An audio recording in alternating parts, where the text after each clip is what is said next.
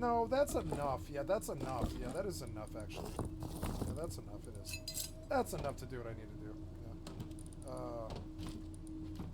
Need a BP, but I don't have one. I guess I'll just make one.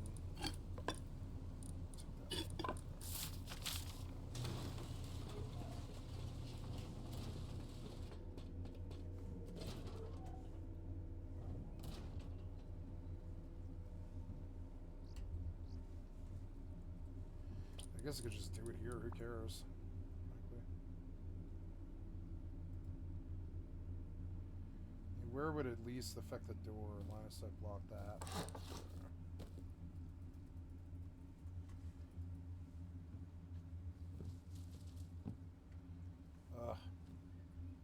Come on now, build. Yeah, there.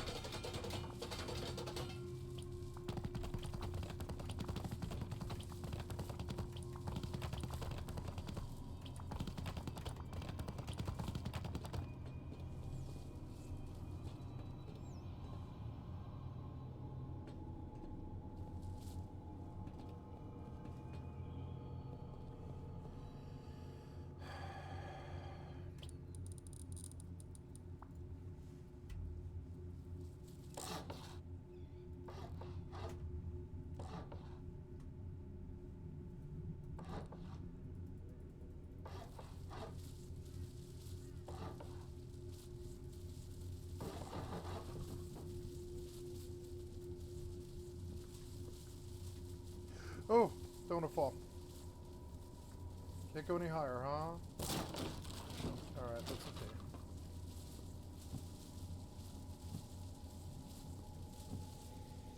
It's so cool.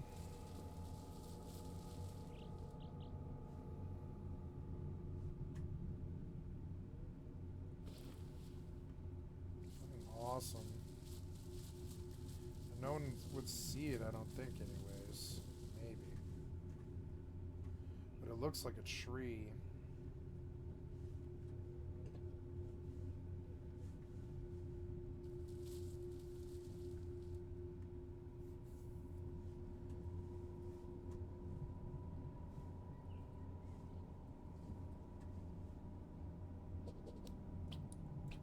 No, I want this to be twig. I want to be able to break it. It looks like a tree. I don't need it to be wood. It'll just improve the upkeep. I don't want it to be expensive. So this is dope. I wish I could put a.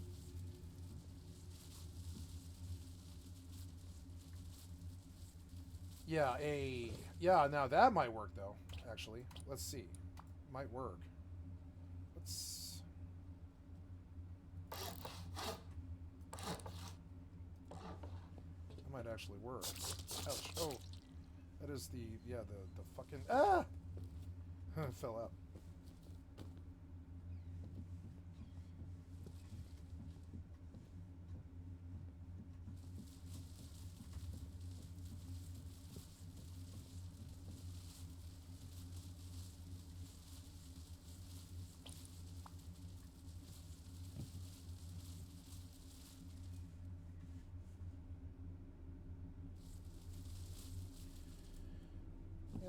Yeah, that came up right like that, right? Yep. And then, oh yeah, look at that. And then I wonder if if that's enough. Is that enough to keep going on a spiral stairs? You can't do that? Oh, yeah, you can. You can. Is that the right size? Yeah, that's the right size. No. One wonders if I make that part wood. Oh, so cool. Let's see if I make that part wood. I mean, yeah, we can always break it if it sucks, and I'll... yeah, this did not cost much resources at all, so... Let's solidify it. Yeah, we'll go... a good, nice, solid wood, and twig will be a little more solid up there. Yep, and then we go solid wood platform. There we go. This is so fucking badass.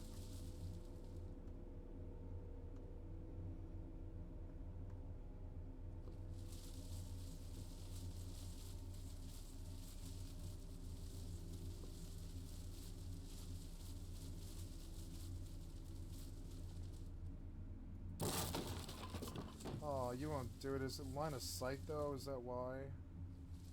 Oh, come on. It's almost above it. It's so annoying. Let's see if I can get it. There's a wall. No, you won't let me do it. What about that? You want me to do that? No. Oh. You're mean. You're so mean. Damn it. What about that? Can you do that? No, you don't like that.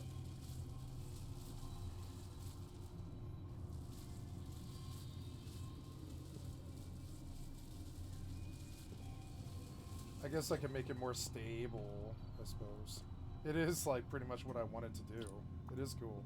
I don't want to make it like that, though. Yeah, like,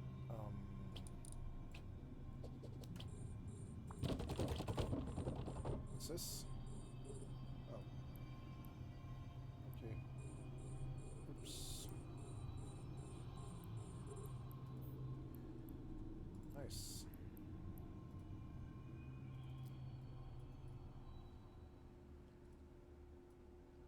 Why aren't we farming?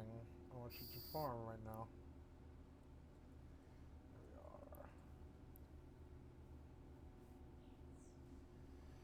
we are. Yeah, and I'm gonna send a message to a friend. I'm gonna pause this video. I'm gonna send a message to a friend, and I'm gonna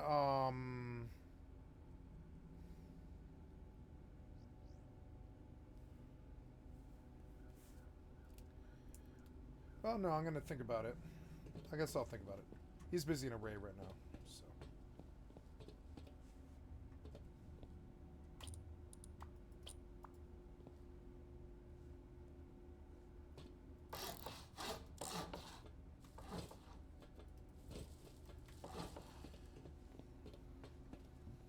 Maybe the stability will be better.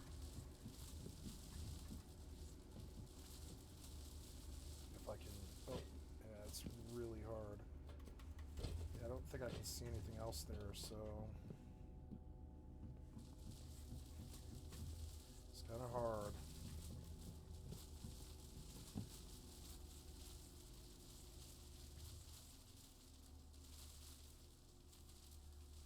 Yep. Oh, very bad. Yep, just let me fall through. That was fun. So now it might actually have the stability to run. Ah! What are you doing? No, I don't want to chop that tree, so don't get me stuck there. I'll have to kill myself. Yeah. So annoying. So annoying. I want to go back up. Yeah, all the way up.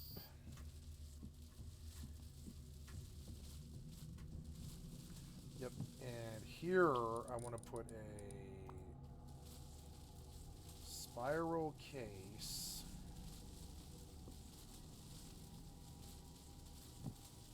Which you can't seem to do. Yeah, like that. There, yes!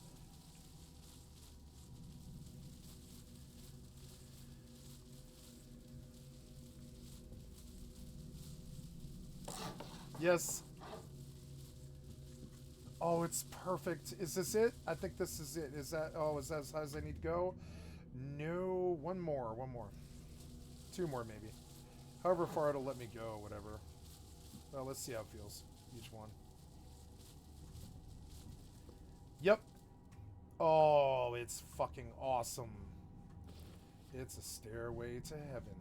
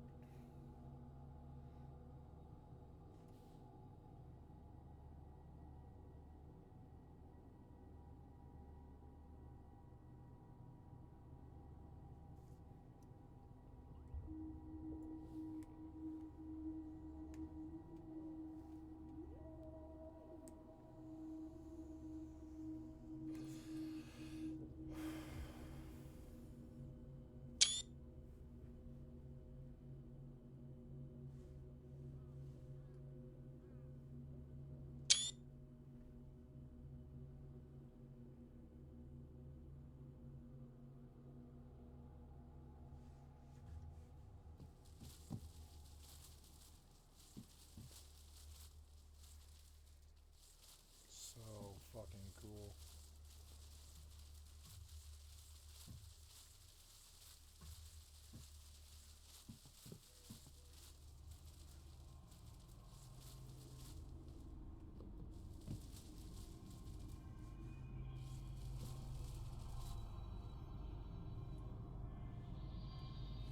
I wonder if I could jump over my wall. Gives me an incentive to get fall damage reduction after scavenging. I have to. I mean, that's next month. Next month I'll have fall damage. God, this is cool. I love coming up amongst the trees. It's so sweet. It's such a cool little roost.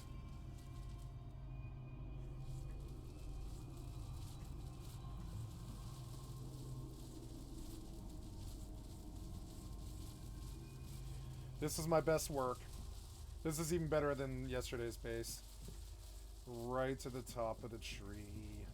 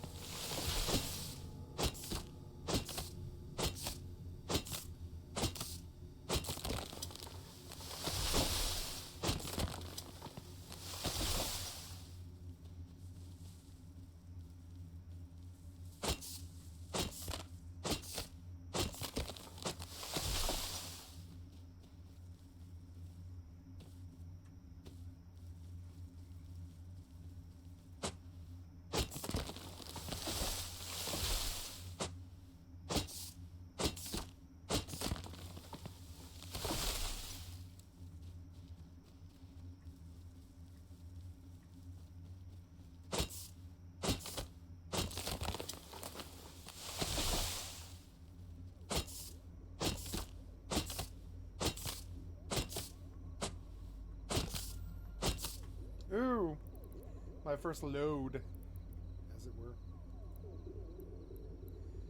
Yeah, 7 mil. That's it, huh? For the entire load? Okay. Well, it's a shame. It is Cade Knightley and a Raven. Okay, well, let's go. Since I don't know these people, I will just go to the structure. It's okay. Warp drive active. We will warp to this thing when we come back.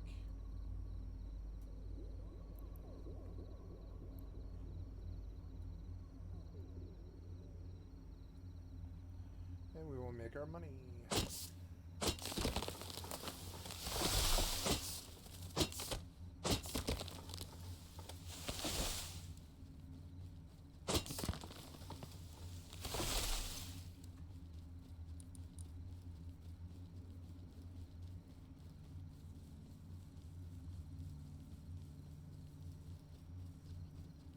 Docking request accepted.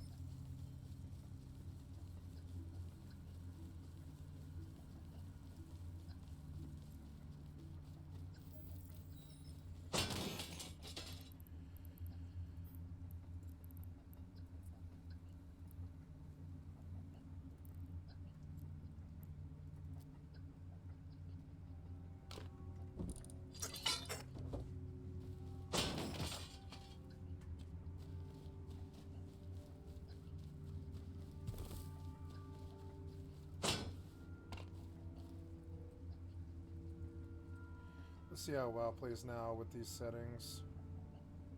Maybe it's still too much, but we'll see.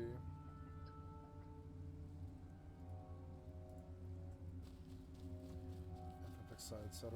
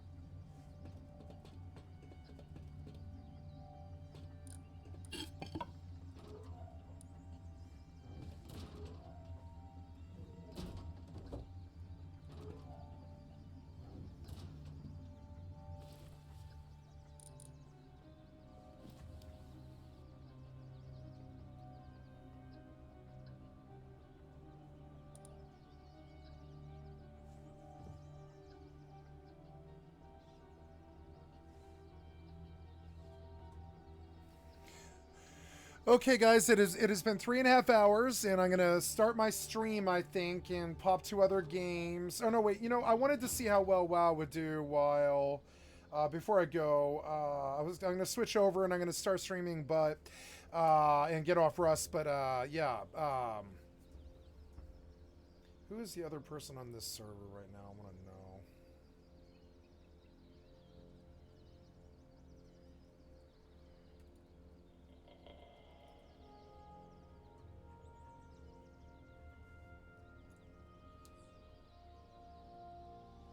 Uncle Parmesan. It's Milligans.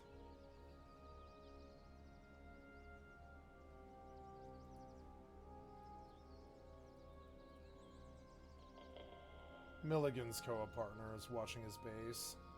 They have a duo. They don't live in the same base, but see, I can't get frame rate on WoW with these 2 games running, especially not with EvE, not with EvE in high settings. Yeah, I mean, you can tell the settings are too high. So let's drop the anti-aliasing. Is that it? Is that what's causing it? No, I got nothing there. It's not the anti-aliasing. It's the shader and the texture. So we go medium. Medium.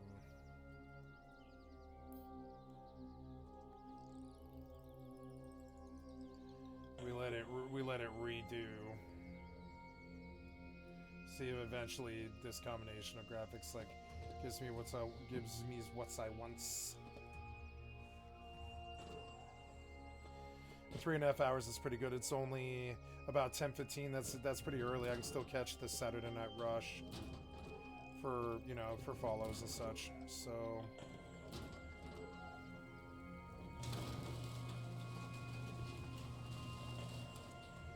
it'd be fun to play Fortnite, but I'd have to patch and do all of it.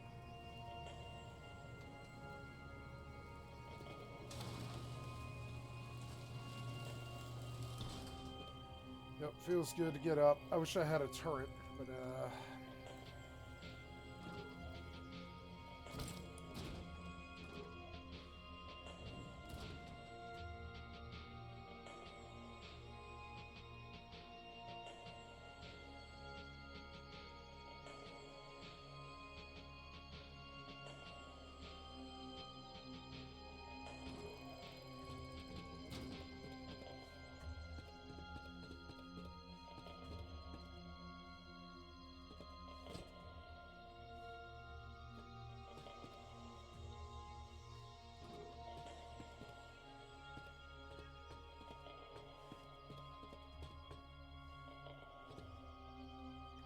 I want to put a turret here and a turret here.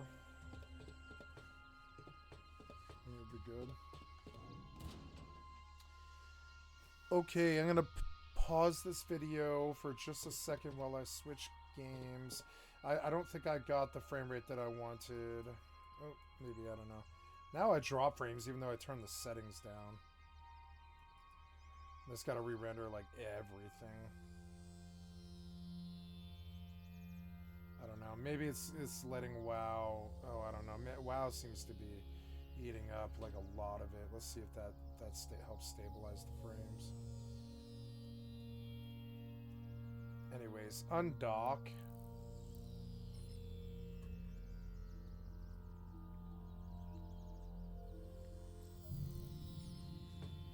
Rust eats up the frames really bad.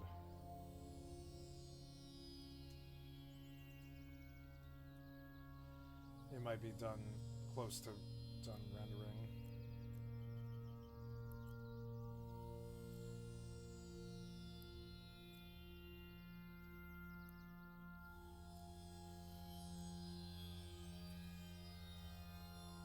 Warp drive active.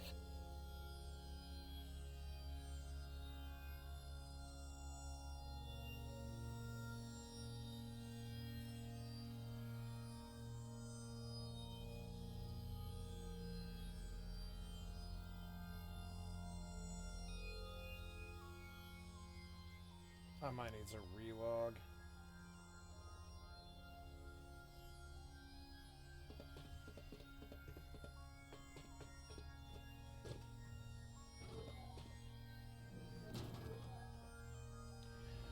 Yeah, the space is good. It's got 3 days in it. Doing good, doing good. Even kind of solved a lot of that problem and all that. Yeah, we're like doing pretty good. I even have a tree house up there and everything. Fucking awesome. Yeah, it's starting to render a little better now.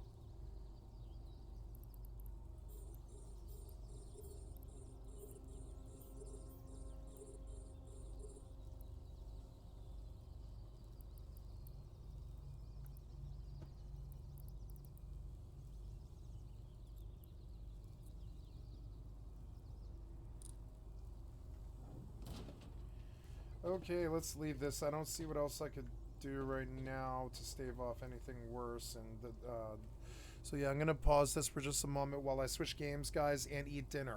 So the video will pause here for just like 10 minutes. I'll be right back. Okay, back, guys. Sorry, I had to eat dinner. I was watching a video while I was eating dinner, and so we're gonna finish it while I do some more work on the base, and we'll play some more Rust for about 10 more minutes. Just I forgot I hadn't done my kit cooldown, and I need that. So creator revenue was Twitch Prime. Okay, so 60% of. Thank you, Asmongold, for the excellent content for my stream. I'd like to sub to your channel. Thank you, Charlie. So it's costing not Charlie, Twitch but Moist. $1 billion. And that is, of course, not factoring in any value added perceived by the user or the purchaser of Amazon Prime. It is, again,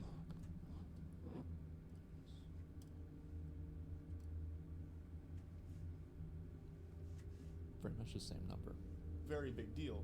But aside from that, there haven't been too many things that Amazon has done for Twitch, at least in what I've seen and what most people have seen. But with the way Dan talks about it throughout this stream... And also, another factor as well is that it's actually not one, because the amount of money that they're paying out, half of it doesn't necessarily go to Twitch in the first place, because there isn't a $5 transaction that occurs. So they're actually paying out half of that. And then the part of it that they're paying out as well also isn't subject to service fees, because they're paying it out directly through the company. So it's actually even cheaper than that is. It does seem like Amazon might be significantly more supportive behind closed doors than any of us could possibly ever know. And if they should be, it's incredibly intelligent to do that. Like, it's a huge, great pickup for Amazon to have Twitch. It gives them such a massive market, and they're paying effectively nothing for it. But I did just want to say, like, hearing him really sing the praises of Amazon as a partner was a little surprising for sure. Oh, I don't think so at all. Given how little we see with Amazon interacting with Twitch. And speaking of Twitch Primes, I'm going to have to take a little victory lap here and say I told you so. For about 2 years now, I've speculated that Twitch Primes might vanish, at least in their current format. For those that... They already have, actually. So this was back in about 2018 or 2019. Before that time period, a Twitch Prime subscription to a stream would make it to where you couldn't see ads. Then Twitch changed it to where now, if you have a Twitch Prime subscription, you still see ads. So Prime subscribers see ads. Tier 1 subscribers, like $4.99, you know, or Tier 2 or Tier 3, obviously, do not see ads. So this actually was already changed before in the past. Don't know. Twitch Prime is a service offered on the platform where you can sub to a streamer completely for free as long as you have your Prime sub available, and that streamer gets $5 from Twitch. Well, $2.50 from Twitch. Exactly, $2.50. Where does the other $2.50 go? Probably nowhere. Twitch probably doesn't even get the money for that. And that's what I'm saying before. That's how cheap it is for Amazon. Like, it is a massive, massive cheap thing for them. And also, it's a huge value add. Because, like, so, think about it like this. How much is Amazon Prime a month? Is it $15, right? It's per year. Yeah, I think it's about $15 a year. Yeah, $15 a month, but, like, yeah, something like that. So if it's $15, do you think people would subscribe to Amazon Prime and get all of the advantages to it if they are Twitch users so they can get Twitch Prime? I bet they do. Because if they weren't, Twitch Prime probably wouldn't exist. For free. All you do is take your Twitch Prime and use it on a streamer. $0 to you, and that streamer gets Yeah. money from Twitch. I believe that they're just praying, fingers crossed every day, that you forget to use your Prime sub, because when you remember to, you're just costing the company money. The And I've- majority of the time, I bet a lot of people just sit on their Prime sub. Yeah, I bet they do.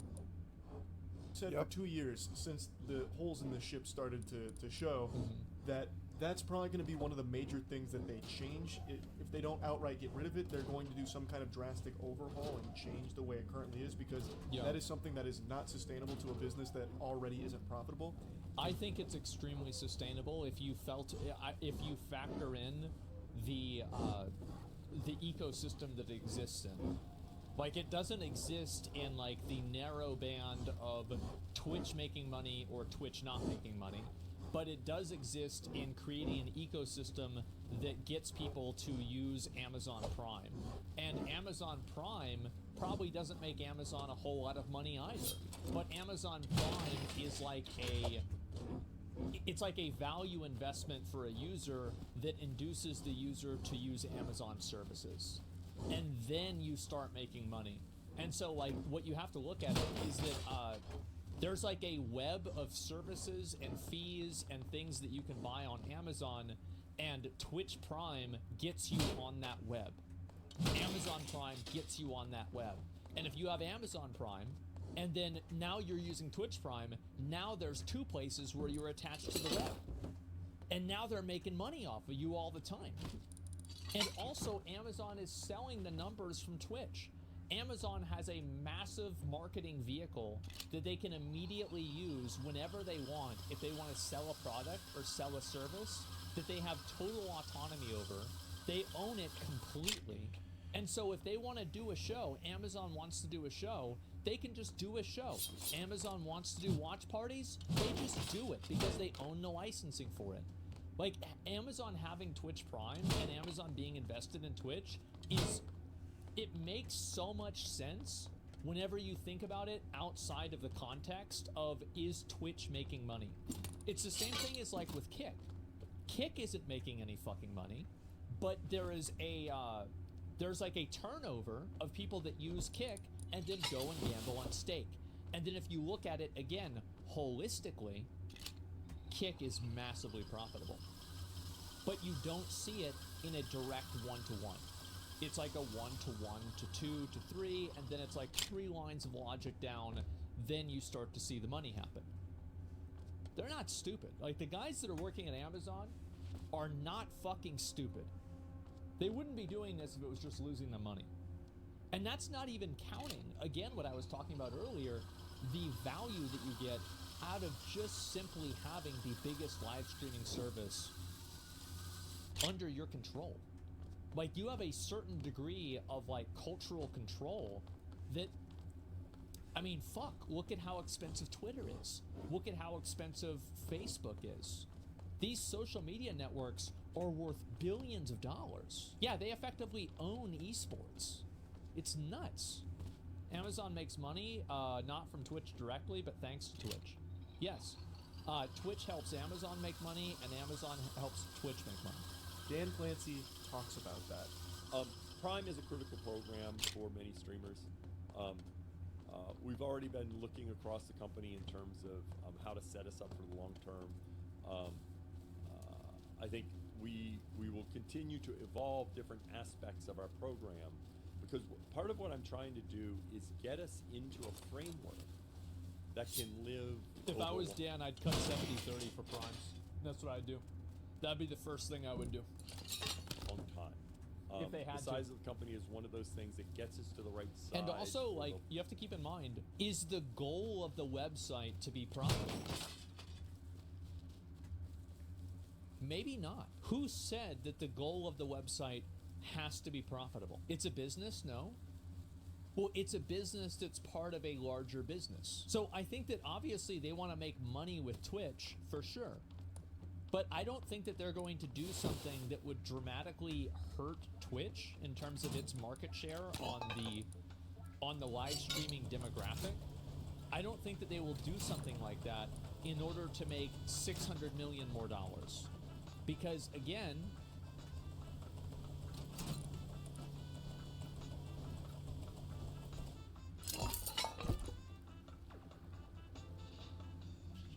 that big of a deal, is it? Subsidiary businesses don't have to directly profit themselves. They drive profit for the parent company, and that's perfectly fine. Exactly. Yeah, it's a subsidiary business. You're totally right. Yes, it drives profit for Amazon. Does that make it a loss leader? Is Twitch a loss leader? Yes. Longer period of time. When we did Partner Plus, we structured that so that we could continue to move that threshold. Oh yeah, and somebody else brings up a really great point. Amazon's probably writing the money that they lose off their taxes. Yeah. I mean, bro, like the guys that are running this shit, like Jeff Bezos, like that dude's not stupid. Like I don't think he runs Amazon anymore, right? But like whenever he's not fucking stupid. There's a reason for that. It's all business, yep. And when we did Partner Plus, we structured that so that we could continue to move that threshold. We're going to keep looking across our strategy with streamers. We did this with the ads incentive program. We want to get to where we can continue to grow and adapt and change as the market changes. And so there may be other changes, but I will tell you, Prime is a big part for our viewers and our creators. So it's important for us to make sure Prime still exists in some way. It's not a direct answer to the question of if the free benefit... It makes me 50% sure that Prime will continue to exist in the way that it does. Yeah, I mean, because he's got it. He can't go out and say it's going to stay the same because of his position. It would make him look bad. So, like, I really... Yeah, it's like I don't think this really says a whole lot at all. He's preparing people for Prime changes? Well, if I was him, I would say that, even if I was sure that Prime wasn't going to change. Because in the instance of in the future, like let's say Prime changes in 3 years, people are going to go back to this clip and get mad at him for it. So it's like if he at any point says it, people will look at it. It doesn't matter if it's contemporary or not. They'll still look at it and get mad at him. So he's smart for adding in that qualifier. To Twitch Primes is disappearing, but I think it's pretty clear with the way he answers it and tiptoes around it, beats around the bush a little bit, that he recognizes the severity of having to change that, but knows that he needs to change it. So the way that he that's it. He talks around the subject right. makes it clear that there is change coming. As he's talking about needing to come up with new strategies and everything, I think we can all say with a high level of confidence that the free benefit to the Twitch Primes is going to be an ancient relic of the forgotten past. In 50 years, you'll tell your grandkids there used to be a way to sub to your favorite streamer for free. And it was only $5. Then your kids would be like, what? It's $495 now to subscribe to Ninja. What? Or to AI Ninja. Yeah, what do you mean it was only $5? Like my dad was doing a thing yesterday. He was talking, it was yesterday, maybe the day before. He was talking about, like, back in the day, my dad used to wait to get, and I remember this, right? Because we would go to, he'd take me to Dairy Queen, and we'd get a banana split, and we'd eat it together at Dairy Queen, and he would wait until they had coupons in the fucking, in the newspaper that were $1. $1 banana splits. Now it's like 7 or 8. Call you crazy and tell you to take your medicine and go back to Arkham Asylum, you old geezer. Yeah. But that's the way the cookie crumbles, it seems. He's now, this is a big I told you so moment for me because like I said, I was beating the drum saying, hey, Twitch Primes probably aren't going to last forever. Hey, you know, like a doomsday prepper kind of thing. Naturally. And it looks like that day is coming up sooner than I thought it would, to be honest. But we still don't know exactly what's going to change about it. If I had to look into my crystal ball and take another guess, I would say they're going to keep the Prime program around, but a diet version of it, a bootleg, watered-down version of the Twitch Prime service that we know and love currently. I think that it'll probably end up being more of like a discount code situation where if you have a Prime available, once a month you can sub to your favorite streamer for half off. So instead of costing you $5... You know what they could also do? They could just make it harder to use it. That's what I'd probably do if I was Twitch. I'd just make it harder to use. I'd make it to where you had to go to the Amazon website and you had to use the Amazon website in order to use your Twitch Prime on a Twitch stream. And so you just bury it. And then, like, that's so scummy. I didn't say it wasn't, if it was scummy or not. I said it would work. I know for a fact this would work. It would 100% work. So you just have to put it somewhere. It's hard to find. It's like, here's what they need to do. Just hire the people that designed Square Enix's old website for Final Fantasy XIV. Just hire those people to figure out how to implement Twitch Prime. Oh my god. And they'll make sure nobody ever uses it. To sub to your favorite streamer, it'll cost you $250, and then they get the $250. Just make it so you have to do it on your Amazon I think account. that's probably how it'll work. So it'll no longer be free, but it'll be a discount on a sub. Yeah. So like 50% or maybe even less. I really have. It no also idea. gets them to go to the But that's Amazon kind of website. how I envision this going in the future. They're not going to outright get rid of it. I don't think. It'll likely be in that manner. So I mean, we'll I have see. to say, like, I actually really like that idea. I should tell Dan to do that. You know, I'll be like, yeah. So just put it on like another page in like your Amazon account info details. And you have to type out the name and like, oh, make it case sensitive. So if you don't capitalize the right letter, it doesn't work. And then eventually they'll get annoyed and they won't do it. Yeah, put a captcha on it. Yeah, just get to where people can't use it. And then the problem's totally fucking re-enter your password. Oh, it's a 2-factor authentication. You gotta check your email. Oh, fuck, I'm just gonna pay the $5 at this point. And so they don't even have to get rid of Twitch Prime. Just make it harder to use. We'll see if I go 2 for 2 on the Twitch Prime. Practices are called dark patterns. They're legal in the EU. But anyway, Dan, The practices are not called dark patterns. Dark patterns are whenever your selection mouse, your mouse selector, or your selector on a console with a controller is automatically attached or linked to certain buttons. That's what a dark pattern is.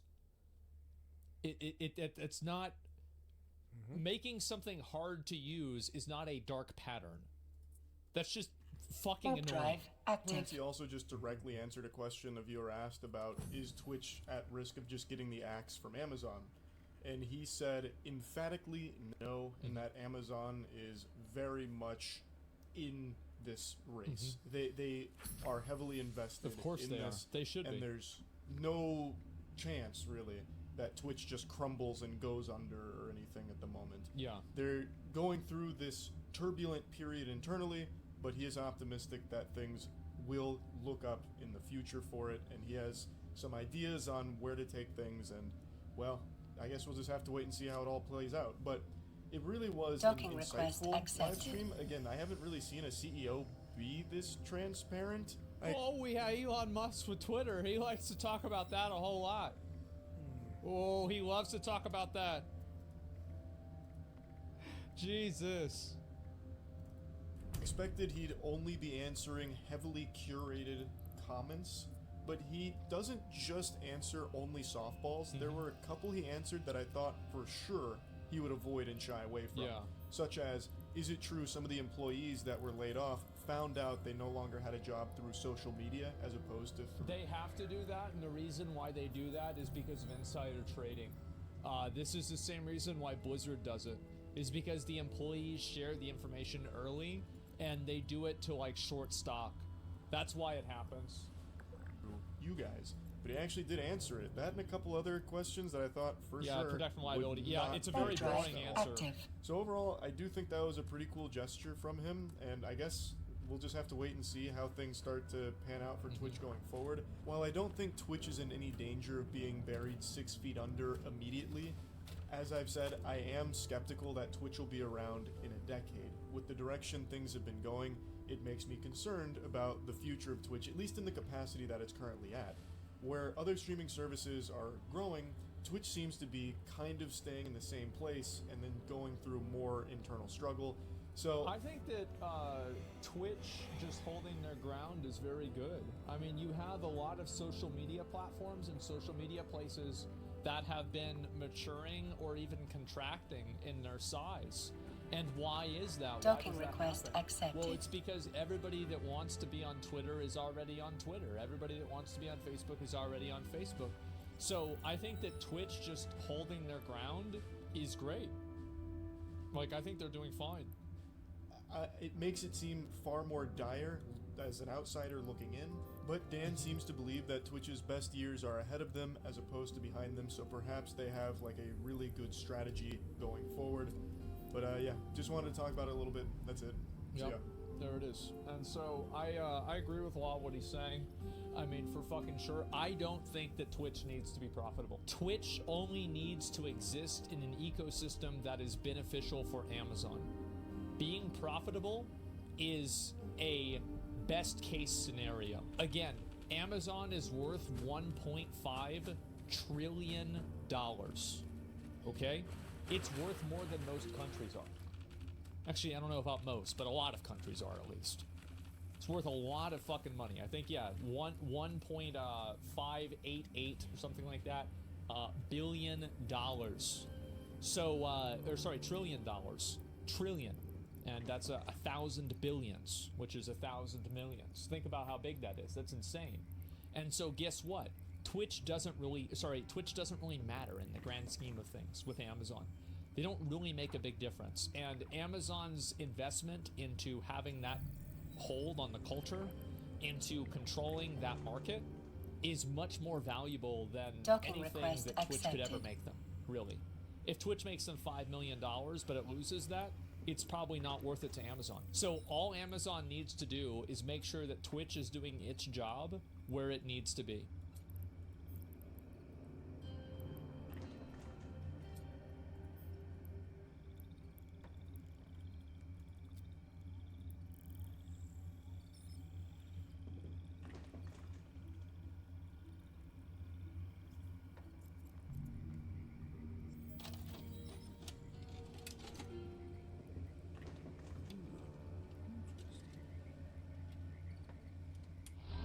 I'm so evil.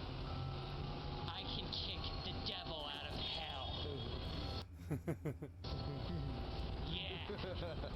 Dear Chairwoman Harrell.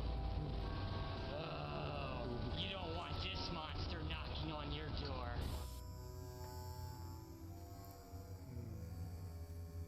Philip Vincent Haskins Deletti was born on the 12th of August 1985 in Woodbury, New Jersey. One of three children, Philip's father was of Italian descent while Philip's mother was of German descent. Philip grew up in a Christian household, but it was an unhappy one. Philip's father was a Vietnam veteran who had a drinking problem, and Philip's mother also drank heavily. The pair would fight a lot, her dad hitting her mother, with reports of him even hitting her when she was pregnant. Philip claims that she was born intersex and conceived when her father forced himself upon her mother, although these details have not been confirmed. Aged 3, she would attend behaviour counselling, where she was diagnosed with autism and learning disabilities. She Web attended drive special active. education classes where she refused to use the boys' toilets, instead always choosing the girls. She was eventually expelled from the school for biting another student and smashing up the classroom. She was then homeschooled for the rest of kindergarten until she was old enough to join the Catholic elementary school. She would attend school with bruises from the beatings that her father had given her, but nothing was done about this, and a miserable home life would continue for Philip. Her mother had a stroke in 1974 due to side effects from her birth control medication, which left her disabled. Her mother and father broke up when she was still young in what turned out to be a very messy divorce. Philip was feminine as a youngster. Instead of action men, she wanted dolls and toy kittens. The kids were living with her dad after the breakup, but this ended when her brother Neil claimed that her dad had abused him. The children were taken away and given back to Philip's mother. Her father claims that these allegations were false. As a child, she was given a nice new bike for Christmas, but sadly couldn't ride it as her balls would get in the way. She also developed a liking for maps and road signs in her youth. Philip's dad would go to court in order to get access to his children. With the help of men's rights activists, he was granted visiting rights, so he would try to bond with Philip by playing sports. This didn't work as Philip didn't like sports. Her younger brother Neil had learning disabilities and would become too much for her mother to handle, the breaking point being when she attacked Philip's mother while she was in the shower. Neil was then sent to live in a home. On the 4th of July 1997, Philip's dad took her to an Independence Day cafe in Philadelphia where in public he pinned her down and forced himself upon her. Her father was arrested for this and taken to court when Philip was just 12. The charges were quickly dismissed by a judge who stated that it was a clear case of manipulation by the mother, who had convinced Philip of this in order to create a wedge between her and her father. When she was 15 years old, her brother Neil came over to stay on a night visit from the home that he was staying at. He then tried to strangle Philip while she was sleeping, so the home visits from Neil became less and less after that point. In the year 2000, she started high school, which was a bit of a mixed bag, with her being bullied but also bullying weaker kids. At this stage, she began to feel more free to express her gender identity and would act more feminine. She even got herself a part-time job at Wawa. In 2002, Wawa. she was diagnosed with Asperger's and given medication for this, but she refused to take it. She had developed a fascination with Latin culture and would dress up like her idol Jennifer Lopez. Not after the best start in life, Philip would find solace in art. This was an outlet for her where she could be in control and not need to confront the chaos that existed away from the page. She began to do drawings that mixed her longing for stability and her love of Latins. She invented her own country named Australatina and would draw the many trials and tribulations that the inhabitants would go through. This country was located off the Atlantic coast of South America and was a place where Latins could feel safe from white people. She was the dictator of this make-believe country. On the whole, her childhood was a lonely, chaotic mess, and Philip was a lost soul longing for something better than what was given to her.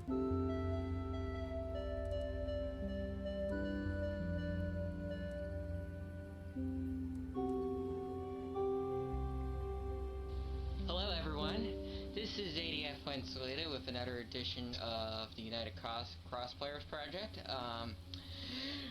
You can tell I was getting into that song a little too much. I'm dressed up as Sasuke here tonight because, well, Of course I just you felt are. like whipping my hair back and forth. Okay. Philip would stay in high school for 2 extra years before starting college to study computer graphics. Art was still her refuge and anime had become her true passion, so while at college she helped to found the Anime Club, where students could come together and share their love of Japanese animation. While at college, Philip started to make friends. At Anime Club she would meet a young lady by the name of Corin, who Philip would claim to be dating, although Corin would later dispute this fact. The pair started a comic together set in a high school where the characters would slap each other on the backsides with paddles. Also at Anime Club she would meet a young man by the name of Dusty. The pair would become friends, with Dusty taking her under his wing, but not all of the people at Anime Club were this nice to her. There was a dark horse at Anime Club: Jody. This young man was disliked by all at the Anime Club due to him being insulting, harassing women and always talking about his lesbian vampire novel. In 2006, she created an account on the website DeviantArt under the username ADF Fuensalita, the ADF standing for Australatina Defense Forces and Fuensalita being a place in Spain. On this page, she claimed to be a Hispanic refugee currently living in Canada, both of which were untrue.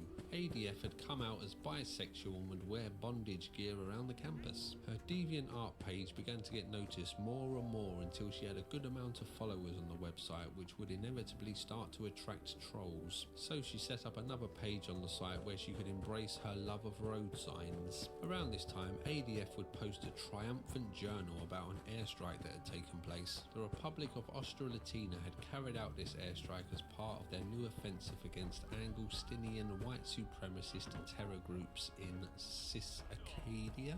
She then started to get death threats on DeviantArt for being bisexual.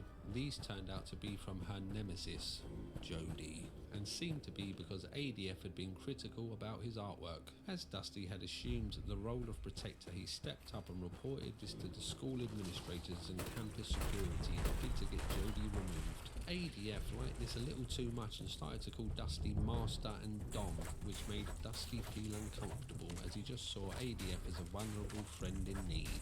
At a Thanksgiving dinner, Dusty brought his new boyfriend to meet his Anime Club friends, to which ADF became jealous and started calling Dusty Dom in front of his new boyfriend. She then started to pay him over-the-top compliments at every opportunity, so Dusty took ADF aside and asked her to stop, to which she dropped to her knees in a suggestive way.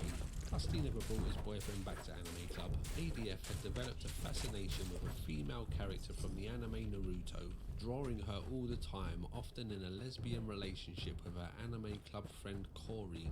Corrine didn't particularly like this very much, and this began to put a strain on the pair's relationship. Naruto was now ADF's main passion, with every drawing involving the characters, and she would even dress up as members of the anime. In 2007, ADF had a big announcement for the internet. She posted to DeviantArt that she was gay and claimed to be seeing Dusty, who would deny that the pair were anything other than friends. Well, there was one time that Dusty invited her over to play video games, but ADF would keep making unwanted advances on Dusty, who would turn them down each time. In an effort to show that they were just friends, he gave ADF a hug, to which she put her hands down his trousers and touched his manhood. She then soiled herself, to which Dusty dragged her to the shower to clean up. I'd just like to point out that I'm not making any of this up. These and what are to come are just the details of the story. Anyway, ADF was suspended from DeviantArt for 30 days when she made fan art involving an underage Naruto character getting it on with his brother and a 50-year-old man. ADF claimed that this was a homophobic attack on her by the website, and claimed that the USA is the most homophobic country in the world. Around this time, she came out as gay to her mother by leaving clues around the house, such as leaving handcuffs lying around, dressing up as a girl once a week, and leaving her outwardly gay artwork lying around the house. Just in case this wasn't enough clues for her mother, she wrote her a letter to confirm that she was gay. As her mum was a Christian, ADF was worried that she would be kicked out of the home, but this never happened, with her mum being fine with it. The relationship between ADF and Corrine was now reaching breaking point, as ADF would keep drawing Corrine's characters. Corrine would request that she stops this repeatedly, but ADF would just continue, so the pair's friendship stopped and Corrine deleted the high school comic. The Anime Club was now in tatters, with her two main friends, namely Corrine and Dusty, both at their wits' end with ADF.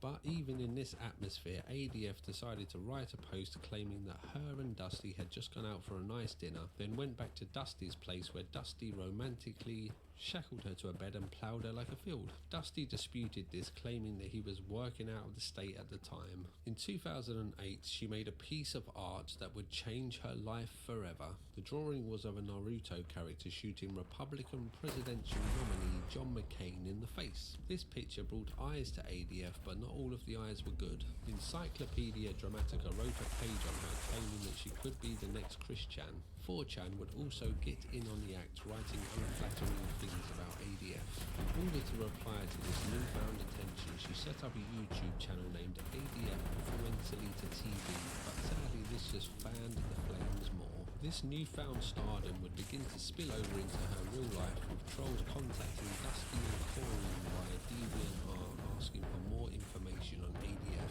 By now, the pair were not the best of friends with ADF, so they gave the trolls what they wanted, claiming that ADF would scream everything was homophobic if she didn't get what she wanted, and that ADF was 100% American and not Latin in any way. Corrine also pointed out that the Mexican accent that ADF did in her YouTube replies was fake. Sadly, these videos have been lost to time, but they sound pretty funny. Dusty then began to tell the story of when she soiled herself, which, as you can guess, was music to the trolls' ears. In an act of defiance, ADF posted this drawing mocking 4chan users. With this picture, she wrote a post claiming that 4chan users only pick on people that are not white, heterosexual or Christian. Due to the threatening nature of the John McCain drawing, she was expelled from college. It's important to note that ADF has She was never expelled for that? Why? But some people just speculate this. ADF herself claims that she left college due to stress and fear that this could lead to a heart attack. ADF also claimed that law enforcement came to her house because of the drawing. There was now nothing keeping ADF and her mum in New Jersey, so they packed up and moved to Philadelphia. Once in her new home, she began to cosplay more and more as Naruto characters. There was a problem with her cosplay though. She was overweight, so she became a vegetarian in order to eat more like her Naruto idols, and so that she could fit into her costumes. ADF's politics seemed to get more radical around this time as well. She became what she described as a gay nationalist and urged gay people to buy guns so What's that a they could gay defend their rights. nationalist? She also Is it a started gay to country, advocate for or- violence against straight people. ADF had a big Straight announcement for people? the internet. She was now an atheist, having left Christianity behind. Oh, She good. would then start to try and make new friends Stay in out. Philadelphia by joining a Just kidding. cosplay group named Shrimpy Ninja Otaku Productions, which was mainly made up of 15-year-old girls who thought that ADF was a little too handsy with them. Hey everybody, this is ADF Went Salita TV. I'm with my cosplay group, Shrimpy Ninja Otaku Pro. You're the Shrimpy? Yeah, that's the shrimp right there, man. You would have almost went overboard. Yes. Say hi, Annette. And I'm here at Sacrifest with them. My headband goes around the circle. After a short time, ADF left the group due to a disagreement with one of the members. The disagreement being that the legal guardian for the group would not let ADF take photos of the underage children. ADF would say that she was treated like a criminal pedo and that they were blinded by having someone as cool as her in the group. ADF was 23 years old at this stage. ADF was friendless again, apart from her deviant art followers who always seemed to encourage her. For the most part. ADF had long been against alcohol due to her father's drinking and abuse, but she was getting lonely and longed for a boyfriend, so she attended a gay bar for the first time. She didn't find a boyfriend but had a nice time, so repeated this. She would then meet a man named John who was a photographer and offered to take pictures of ADF. The pair hit it off and became friends. She was then attacked by black men shouting slurs at her and throwing rocks. She lamented, and I quote, "What is it with blacks and homophobia? 45 to What? 50 years ago they had their own civil rights battle." After this she drew a picture of her winning the fight. ADF had been living with her mother rent-free, and also her mum had been buying her expensive cosplay items, so her mother asked ADF to start paying some money towards the household. ADF was working at a convenience store at the time but refused this request, so tensions in the household began to rise until one day they came to a head and ADF punched her disabled mother. Aww. Please don't punch your disabled mother. ADF's mother getting in the way of her cosplay was more than just annoying, it was a matter of life and death. She had begun to play as the female characters more and more, and shortly after punching her mother she had a big announcement for the internet. She was now transgender. In 2009 she came out as both male and female on a DeviantArt page. She also updated her history as being half Puerto Rican on her father's side and half German Jewish on her mother's side. Her new friend John showed her some adult gay videos. She was shocked by the graphic homosexual acts. After the fight with her mother, ADF wanted to move out of the house but had nowhere to go. She had begun to claim that John was her boyfriend and that he supported her in this move but didn't want her to move in with him, so she was forced to continue to live with her mother. In 2010, ADF was mugged by what she described as a large black man. ADF claimed that she won this fight by disarming him and knocking him out. ADF had a big announcement for the internet. She had changed her name to Ahuvia Harel. Ahuvia is Hebrew for loved by God, and Harel is Hebrew meaning mountain of God. She also confirmed that she was considering converting to Judaism if she could find a synagogue that would accept her gay lifestyle. Ahuvia was besotted with John and would write long posts about how much she loved him and how much he really respected her. She then came out to her mother as trans, which again went well. Ahuvia had a big announcement for the internet.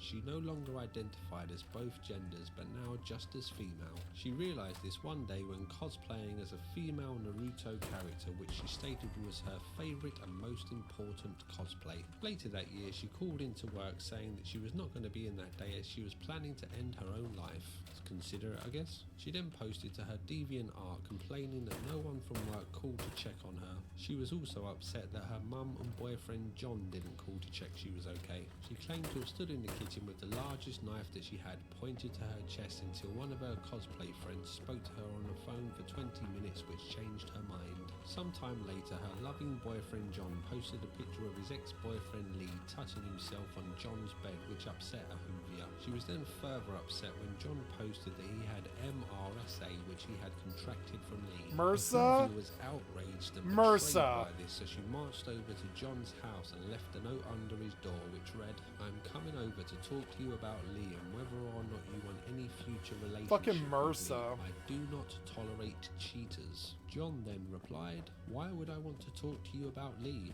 Do you think I want a relationship with him? I don't want to be in a relationship with anyone. I just want to be friends. I always just wanted to be friends with him and you. In case you had not figured it out yet, let me put it to you clearly. Lee and I are dead.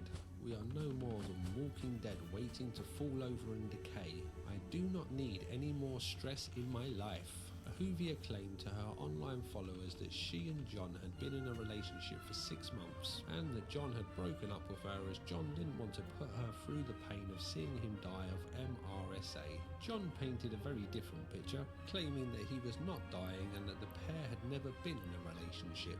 Ahuvia then went back to John's house and left another note under his door which read, "Me or Lee?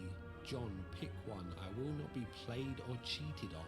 This note was written on a receipt for bagels and cookies. The plot thickened when John replied saying that Lee was not named Lee and that Ahuvia and John had never even slept together. Unsurprisingly, John broke off the friendship. A few days after the breakup, Ahuvia had a big announcement for the internet. She was now a lesbian. Around this time, Ahuvia had been getting more and more into left-wing revolutionary politics, cosplaying as a queer socialist Naruto character. This picture drew more unwanted attention with trolls. I'm sorry, it's not mocking funny. her It's just and weird the choices Ahuvia that then they began to document that they her make. transition with videos and internet posts. Sadly, Ahuvia didn't have health insurance, stating that transgender people find it hard to find health insurance, so she had to find the money to pay for this all herself. Unfortunately, this was not helped when she started to have problems at work. Disputes over her name badge and arguments with co-workers meant that Ahuvia would end up quitting her job, stating that she did this before they fired her. Despite these obstacles, Ahuvia began a program of hormone therapy to help with her transition. She began to attend lesbian marches and was falling into the world of activism. Ahuvia had also found some new anime characters that would take her life in a new direction. This anime was named Italia Access Powers, and her favourite character in this show was named China. There was just one problem. China was a communist.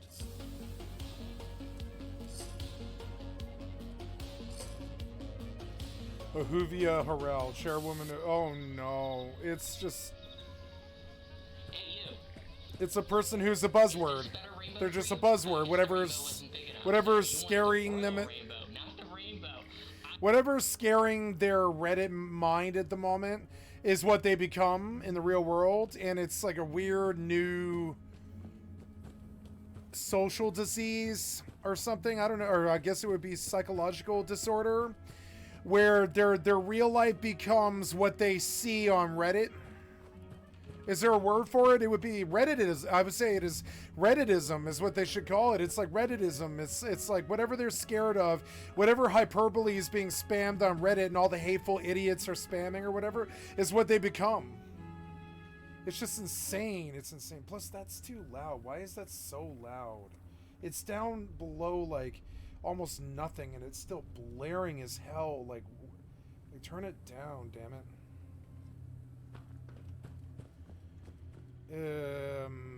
Oh yeah, I'm going east, aren't I? And I went the wrong way, huh? No, I didn't go the wrong way, but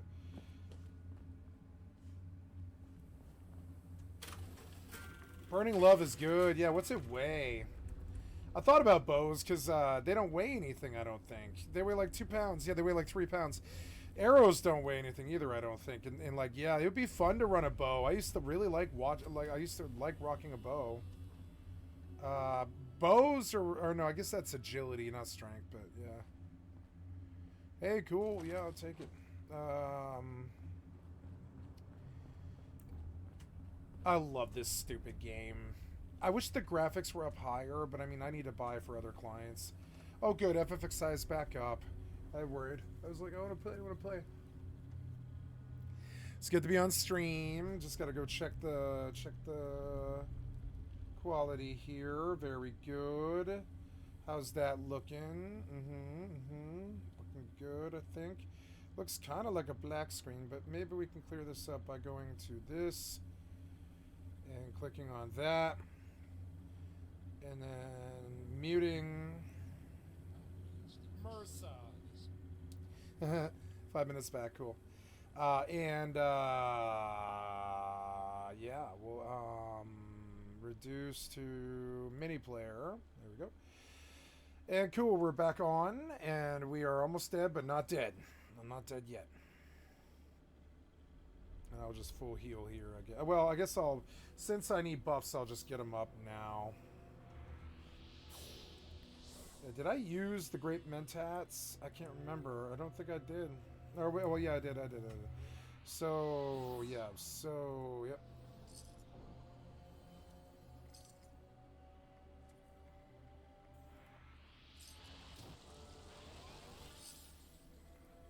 Nice. I've already got 600 of it. Yeah, it's easy to get your daily caps. I didn't really understand how the system works, but yeah, it is easy. You just bring scrap to the vendor, everything you can get all the time. You just keep stacking caps and you buy whatever legendaries you see. It's actually a simple game if you treat it like a real RPG. It's actually really good. You just keep scrapping in for more and more value and then dumping all of the value on one item. That's RPGs for you. I gotta go east down the train tracks. I like this spec. I miss my my pirate weapon. Yeah, I mean, it weighs nothing. Maybe I better... I want to start bringing lighter weapons that have a lot of throughput. I don't have access to arrows, I don't think. Where's the container here? Yeah, if we could get some arrows. You got any arrows? Arrows, 11 of them. Let's try. 25 arrows is probably enough, and we'll try the Burning Love.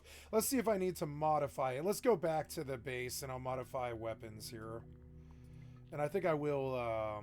Yeah, maybe the Gauss rifle needs to be retooled and changed and everything now. I think, or I don't know. I don't know if I have science. The science skill. I have a level up. Let's go look at that. We'll go. Hey, I have a level up. Cool. You need at least 3 points of charisma. Yeah, right now, squad maneuvers is what I'm sharing. Yeah. And I want to go look at, all night. What am I looking for? I am looking for science stuff. What is curator? Oh, yeah.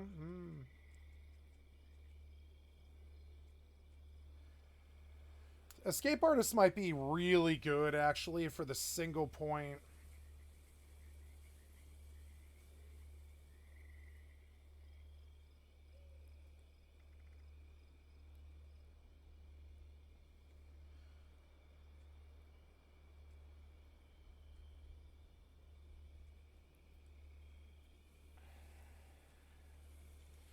I'm looking for whatever the science one is.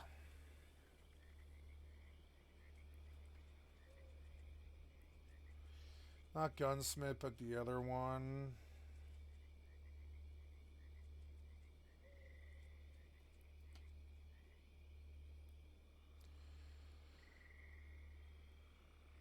$30 DR from Junk Shield would be so good. Ah, I'm full. Nice. Very good. For. So guess what? I'm gonna get you that rainbow because you're such a whiny little. Of course, I don't think I could Vivi stand to be will buy the around this costume for person. her new favorite character, and this became Not her because of go- their gender orientation or anything like that, but because of how fucking just awkward they are. Just awkward. Just straight up the essence of awkward. Like awkward essence. Like liquefied awkward. Manifested as a human being. It's very, very weird.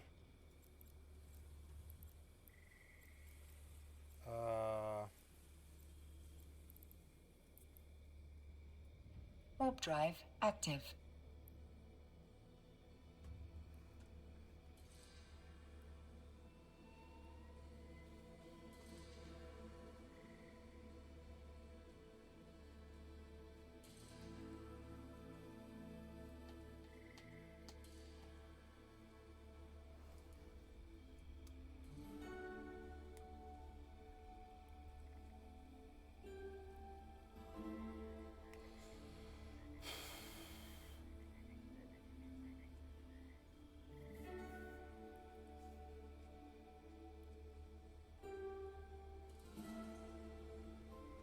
Docking request accepted.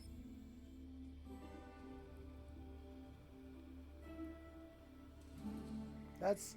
Wow, that's strength, huh?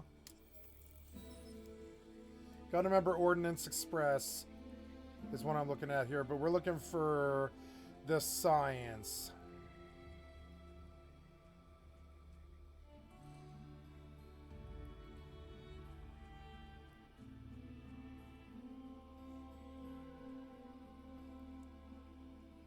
Ricochet might be pretty good. 20% chance to just fucking deflect back.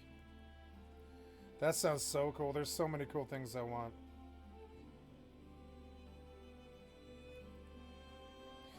Here we go. Science, Science Expert, and Science Master. I have Science Master. Craft rank 3 weapons. Craft rank 2 weapons. So we have Science Master, which is in the intelligence tree. We got to go switch up here real quick. Science Master.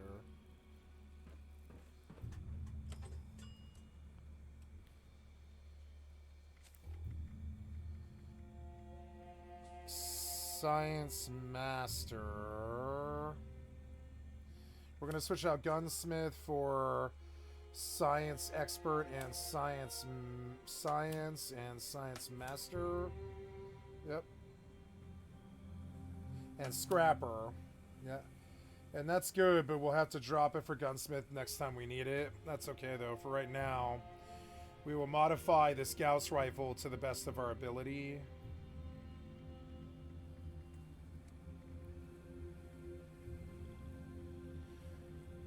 %5 damage after each consecutive hit on the same target.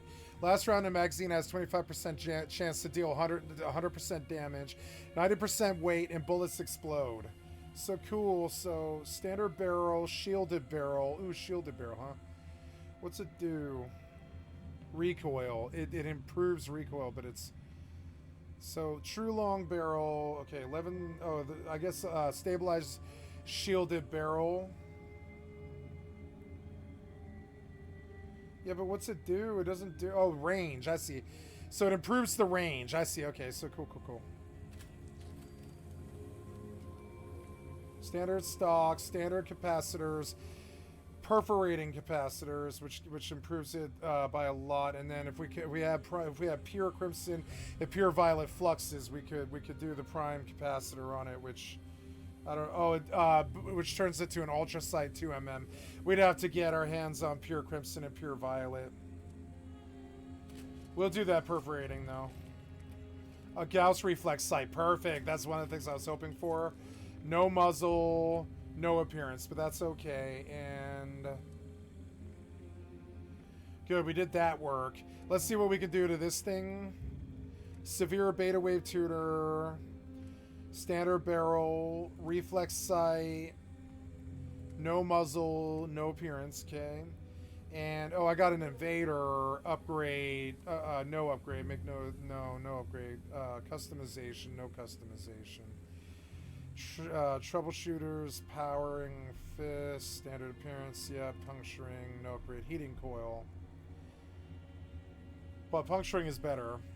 Yeah, that's like, what is that, armor something or another? So, okay, so cool. Oh,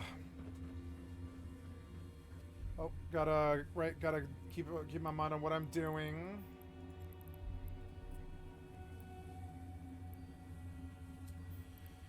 We have 30 million. We've made 30 million already. Jesus.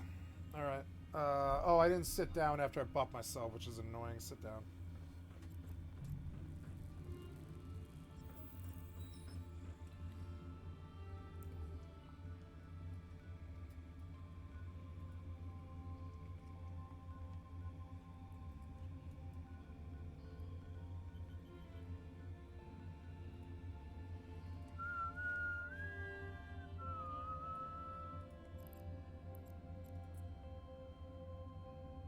Warp drive active.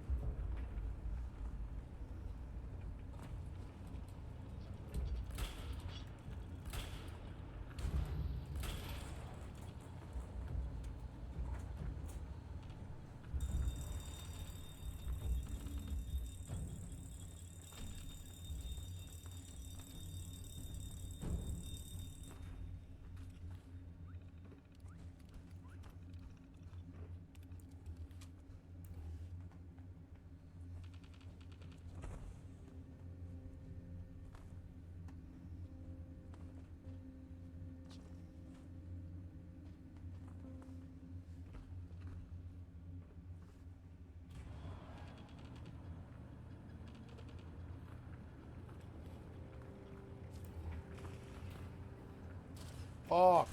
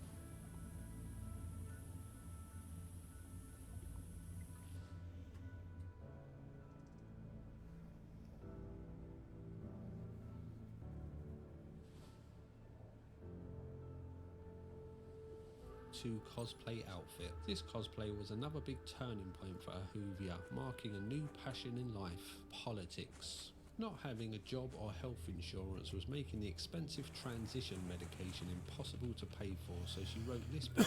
My transition is causing immense financial strain on my mother's household to the point of food and fuel shortages. The blame does not rest solely on me to what is causing the need to move. My mother and her boyfriend are to blame more. Their inability to ease the economic situation by not being able to combine their separate households by moving in with each other. God forbid you ever propose telling a white, heterosexual American male to give up the idea of private property. Ahuvia had a big announcement for the internet. What? She was now a communist. But not just any communist, she was now a Marxist, a Leninist and a Maoist. In case anyone is unaware of what these ideas mean, we'll just take a brief detour. Chairman Mao, which is where the Maoist part comes from, is considered by most historians as the worst mass killer in history, killing somewhere between 50 and 100 million people. In the Great Leap Forward, he intentionally starved millions just so the Communist Party wouldn't look incompetent to outsiders, and in the Cultural Revolution he had 5 red identities and 5 black identities. The red identities were good communists, and the black identities were people such as right-wingers and bad influences. The black identities were put into struggle sessions, with many being tortured, killed, and some even being ritualistically cannibalized. Another one of Ahuvia's communist idols is Joseph Stalin, who is considered by most historians as the second worst mass killer in history, and Vladimir Lenin, which is where the Leninist part comes from, oversaw the Red Terror and started the Gulag program in communist Russia. So needless to say, none of these people are good people. Anyway, I thought I'd just give some brief context for the things to come. After 9 years of no contact with her father, Ahuvia decided to come out to him, with her father being okay with her new lifestyle. Ahuvia was, however, seemingly upset with her father's new lifestyle choices. He had started a new family with a black woman, which Ahuvia didn't seem too happy about. She started to attend cosplay events for her new love, Italia Axis Powers, dressed up as the communist character China. But again, she was a little too handsy with the underage cosplayers and was banned from these events. She also started to post videos documenting the changes to her voice due to the hormones she was taking. Hello everyone, this is ADF Wensalita with a video. A lot of you have been wondering what I sound like in the last few months since my last video. Well, this is what I sound like right now. It's not quite male and it's not quite female. Hello everyone, this is ADF Wensalita. I was supposed to do a Q&A video tonight, but everything's on hold right now because my voice is a little bit of a... There's a frog in my voice, and I have a bit of a sore throat, and I Can't really do the Q&A video. That's like your vocal cords changing due to your hormone imbalance. Oh god. It must suck so bad. I have some sympathy for it. That sucks. Plus my voice is 100%. Ahuvia began to fall down the communist rabbit hole more and more, posting anti-capitalist things to her DeviantArt page. She had also started to go by a new name, Chairwoman Ahuvia Harel, presumably named after Chairman Mao. In 2011, she changed Australatina into a communist country, giving its flag the addition of hammer and sickle, and renaming the country to the People's Republic of Australatina. Although she was now a communist who are famously anti-religious, Ahuvia got an East German uniform for Hanukkah. She then wrote a short story titled Until You Are No More, in which she imprisons and murders her Mao self, proclaiming that now she can be free. Chairwoman Ahuvia was forced to move away from her mother's house much damage when is it? trolls doxed her. She was at this 100. time in a lesbian relationship and had the option of staying at her girlfriend's house, but there was a problem. Her girlfriend, who had the Facebook name Maria Equality Puppo, wanted to have kids, which was something that Chairwoman Ahuvia didn't want as it made her feel less feminine. Her girlfriend would help her out with money as she no longer worked, and the pair would talk about officially converting to Judaism. But sadly, this relationship was set to end after the pair had an argument in a bookstore and Chairwoman Ahuvia punched his girlfriend in the face. Chairwoman Ahuvia had a big announcement for the internet. She was now pansexual. She had been staying with friends, but they threw her out, so she became homeless. In an act of desperation, she posted to the internet asking for help and giving out her phone number so that people could contact her. As you can imagine, the trolls that played her used this to harass her more, even recording her voicemail message. Cell phone, unable to get to your call right now. Please leave a message and state your business, and I will try to get back to you. In the end, she did find a housing shelter for the time being, and for her birthday she got a can of mace and a lock knife, claiming that she needed these for her own protection.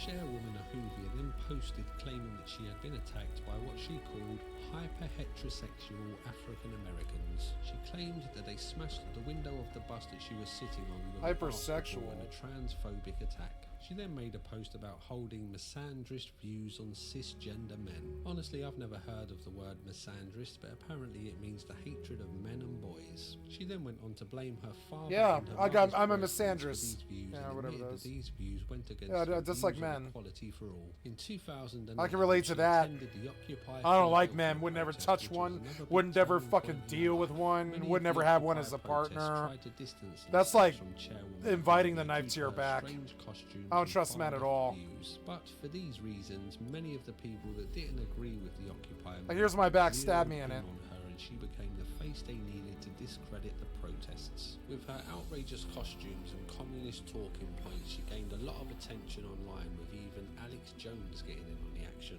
She would be interviewed many times, and due to the pushback that she was getting online, she began to walk back some of her more outright communist ideas, instead claiming that she now wanted an 80% socialist, 20% capitalist split. The attention wasn't all bad though, and she even led a chant during the protest. More and more people wanted to talk to her, which she seemed to enjoy. She was eventually arrested at these protests for blocking the road, the watching crowd giving her a hero's cheer. She was in a cell for 12 hours before being released. She claims that she was treated well by the police, but after her release she went to stay at a Maoist safe house for some reason. While at this house she posted this video. She went to court for this arrest but was fully acquitted. Chairwoman Ahuvia was later kicked out of the Occupy Philadelphia movement for unknown reasons. The Occupy movement came and went, but what was left was a new internet star. Chairwoman Ahuvia had a big announcement for the internet. She was no longer Jewish, but now an atheist, seemingly due to the Israel-Palestine conflict. Are you with her talking siding about? with Palestine. Chairwoman Ahuvia now had a big announcement for the internet. She had fibromyalgia.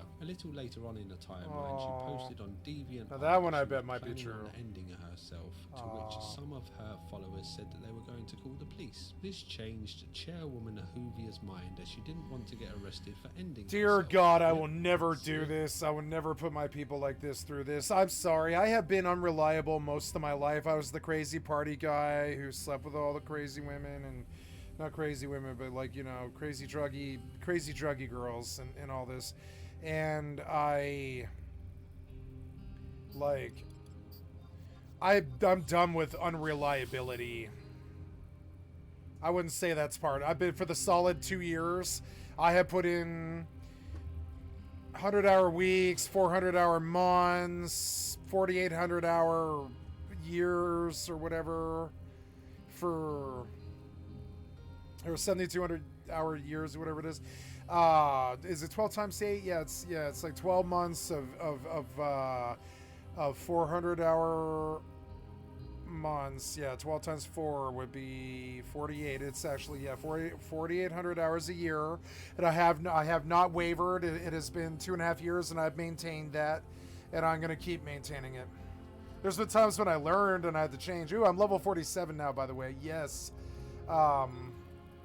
There's been times when, you know, I had to learn and change things and do things differently, but this kind of unreliability, you'll never see me doing stuff like this. The worst you'll ever see me do is cry or drink, maybe a relapse here and there, probably. Nothing like, I mean, not even a relapse anymore, because I'd rather die first than go up against the government again. So I mean, I'm not, you know, I'm not down with it. So yeah. So I'll be here, you know, until I die of old age. I think I like reliable Skycat, because that's a new story for me. That is a new vision for me, you know. I'm the guy who walks on down the road, you know. I'm not making any of this up. She was now a gun owner and claimed to walk the streets with 2 cans of mace, 2 Fury tactical knives, and a Kel-Tec 9mm Tactical gun. knives. She then posted a photo of all of her weapons, excluding the gun. A little later, she made a post titled, "I'm so glad I left my gun home today." In this post, yeah, she me too. details a Me major too, you clash fucking with, idiot. you Thanks for guessed giving it, guns a good name. transphobic Thanks. African-American Mao cis I like patriarchy guns. members. In this clash, Whatever. knives and mace were pulled out outside a Starbucks. Like I In don't response worship to them this or ever, incident, she got and a I telescopic own them, but I ears only cut own them her for birthday that protection she started to walk and the streets animals and with. On a stuff. side note, You know, we live out in the rural where there is some animals out here and stuff, and problems and theft and all types of stuff out here. Rape, probably, honestly. And so, you know, there is some crime. It's not much, but there's some crime out here, and so you definitely are strapped up and ready for any intruders or anything like that. And like, and I don't sit and think about guns all day. I mean, I might even play gun games and think about gun attachments and stuff like that all day, like I'm doing right now. I'll follow 76, but I don't worship guns. I just like guns. I think they're good for what they need to be, for what they do, which is like empowering somebody who couldn't normally kill to kill. You know, somebody who didn't have the power to do it. Why am I always the only one here? Is it because of my spec? Yes, because I don't offer anything with my spec. It's annoying. I didn't go to the Scourge Beast. Damn it. It's okay. I don't know. Is it over now? Yeah, of course it's over now. Yeah. Unfortunate they killed that so quick.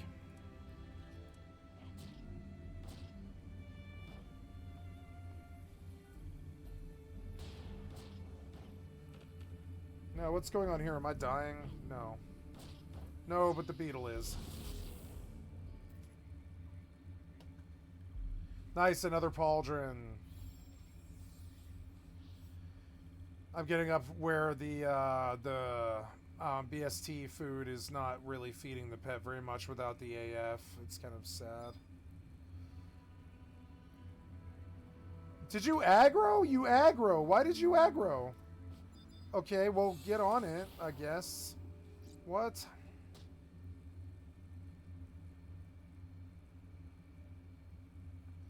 I am silenced. I don't know why that bird aggroed me, but okay. Works for me. I didn't think it was aggroing me before. Maybe I can kill it now. I don't know. What's the bird check? He's tough. Let's throw some stuff at him and see what happens.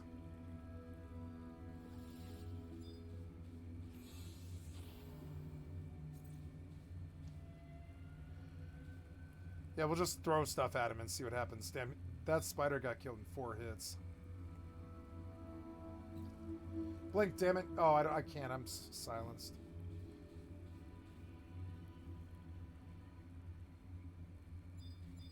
He did no damage at all. I just want to see if I can do it, kind of. I'm curious. Maybe beetles can kill him.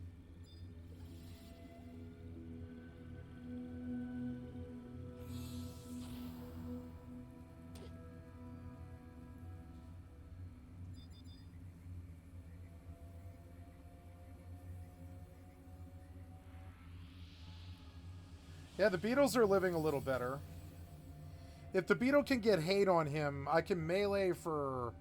No, I don't want hate on him. I don't want hate on him. I just want to see if the beetle can hurt him. No, the beetle can't really hurt him either, though. So it's okay. We just go... I'm going to sneak up here and take the beetle's health bar to go zone. I don't know why the bird suddenly aggroed. I don't think I touched him. I don't know. I do not molest that bird. Don't listen to the fucking... Don't listen to the hype. I'm so smart. I snuck up before I ran past the ant. Stupid bird. Throwing a spoke in my XP plans. Stupid bird. Stupid burb.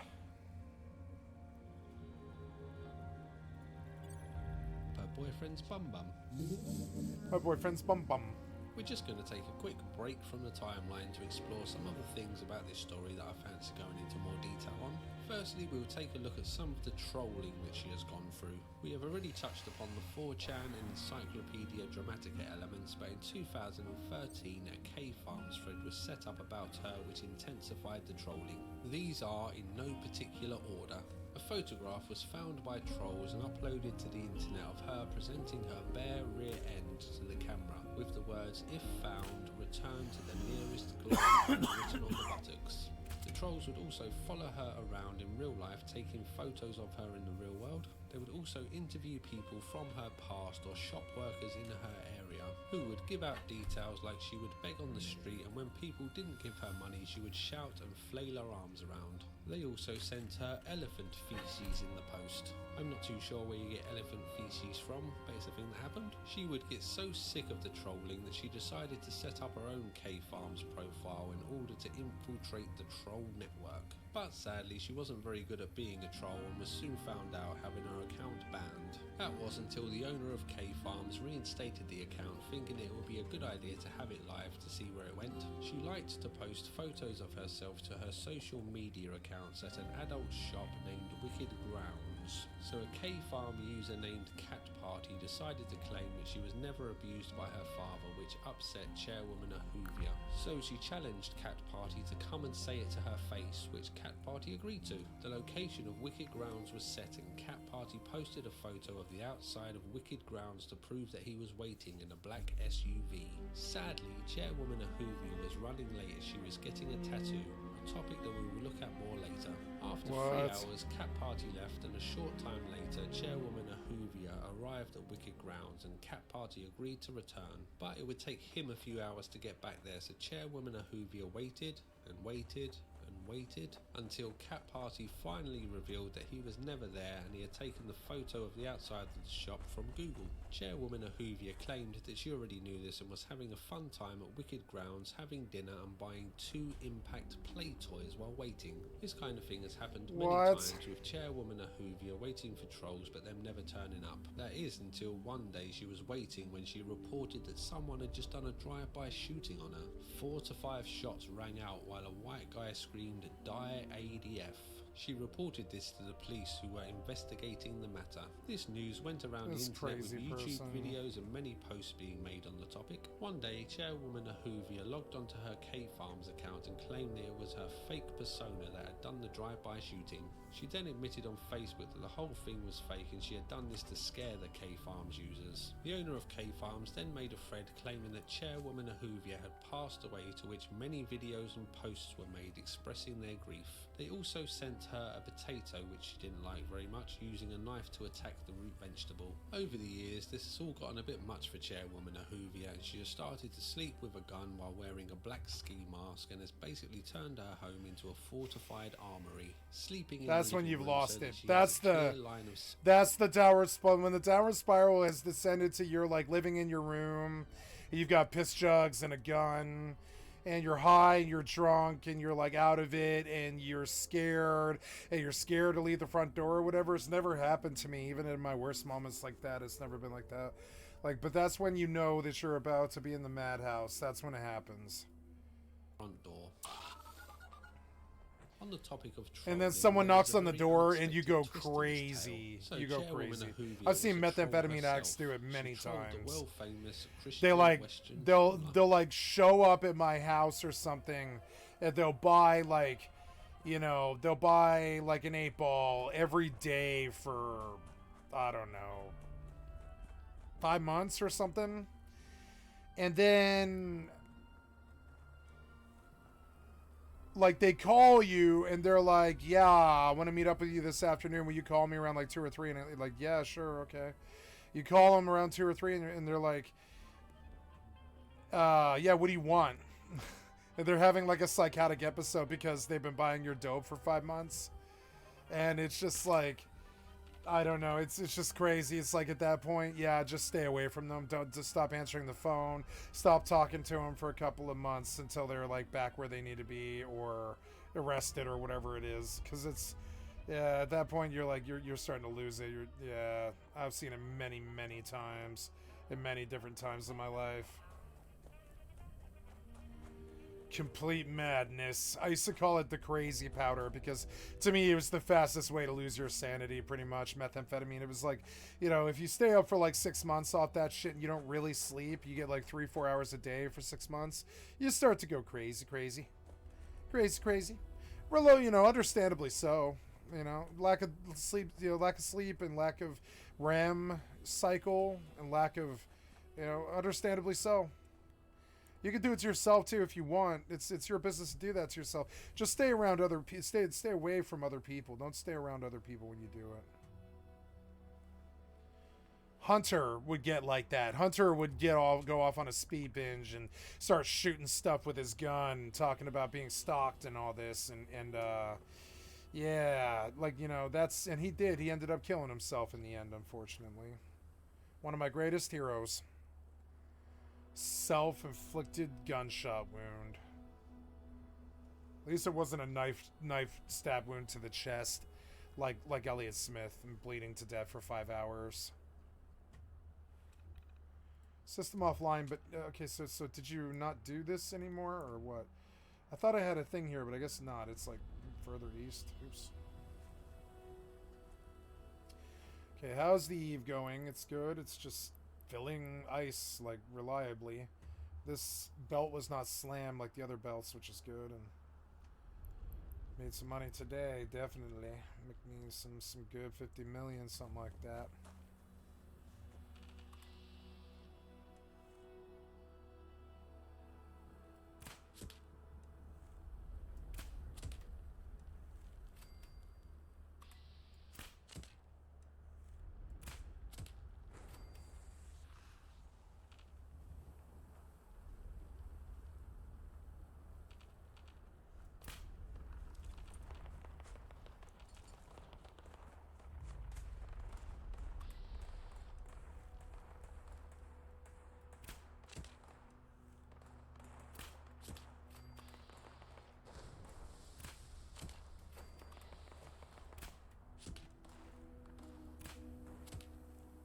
Fun. That's actually really fun.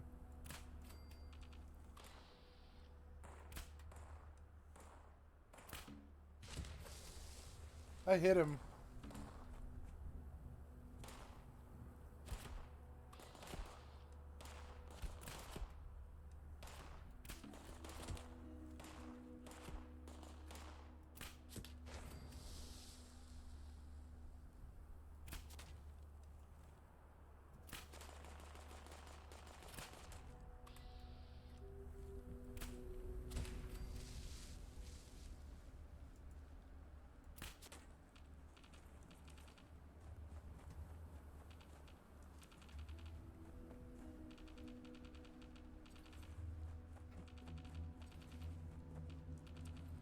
This bow is sweet.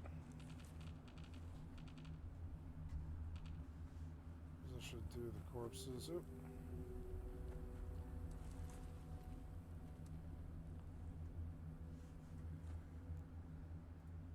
Chairwoman Ahuvia and Chris starts with some tweets. She then drew a picture of one of Chris's jets in the hopes of upsetting him. She had redrawn it as an Israeli jet as Chris was anti-Semitic. She also redrew some of his other artwork in the hopes of upsetting him. She claimed that this was fine to do as Chris was homophobic and the most sexist man in America. These moments just passed by without Chris ever noticing, as really they were just a drop in the ocean from the amount of trolling that he would get. This all changed though with a troll named Jack Thaddeus. Jack would trick Chris into doing weird things like humping his PlayStation while talking about how small his balls were. The trolls then tricked Chris into thinking that Chairwoman Ahuvia was in fact Jack No, I don't need Thaddeus. demolition expert. I want perception They gave now. Chris Chairwoman Ahuvia's details and a photo saying that they should get her I'll to go to the apologise or thing. release her details to the world. So Chris made a video asking for an apology. Chris also mocked her shaving skills, claiming that Chairwoman Ahuvia didn't shave herself very well, but Chris took the time to shave himself properly. He then showed his silky smooth shaved arms and legs to the camera. Chairwoman Ahuvia made a post about this titled, "No Chris, I am not making a video apologising to your white privileged materialistic fat." Chris was not happy with the lack of video reply, so he made another video where he showed a little more of the photo, threatening to release the whole thing. Look at these Ohio people. Chairwoman Ahuvia then did make a video reply to Ohio Chris, in people which she going seemed crazy. pretty kind-hearted, urging Chris You to think become Florida's happy with bad? who he is, as she had become happy with who she was. Later that same day, she made another video in which she Illinois and discussed Ohio this outside of with Chris Chicago. and the town he Ooh, lives in. I used to Chris live in then Normal. replied, shocked that she had Normal shown was her an face and interesting claimed place. that he was happy being straight. Chairwoman Ahuvia then replied, showing Chris a road sign with the LGBT flag on it. Hey Chris, have a look at this. You're gonna hate me. What happened there? Did you zone me out? I think you Welcome did. to Philadelphia, where it's okay to be queer. Shortly after this, Chris's dad sadly passed away. Chairwoman Ahuvia then decided to make a video for Chris where she walked around a graveyard telling Chris that he needs to sort out his autism, his mother will soon die as she is overweight, comparing her to a Snorlax, and then she tried to recruit him to be a Snorlax. communist, leaving his greedy capitalist ways behind him. On Greedy a side capitalist note, a lot of her videos ways. have communist music in the background, and in an ironic twist of fate, a lot of them are copyrighted for this. This video backfired and stepped up the trolling of Chairwoman Ahuvia instead of Chris. The last thing of note on this topic is that trolls convinced Chris that Australatina was a real place, and he started to include this into his artwork.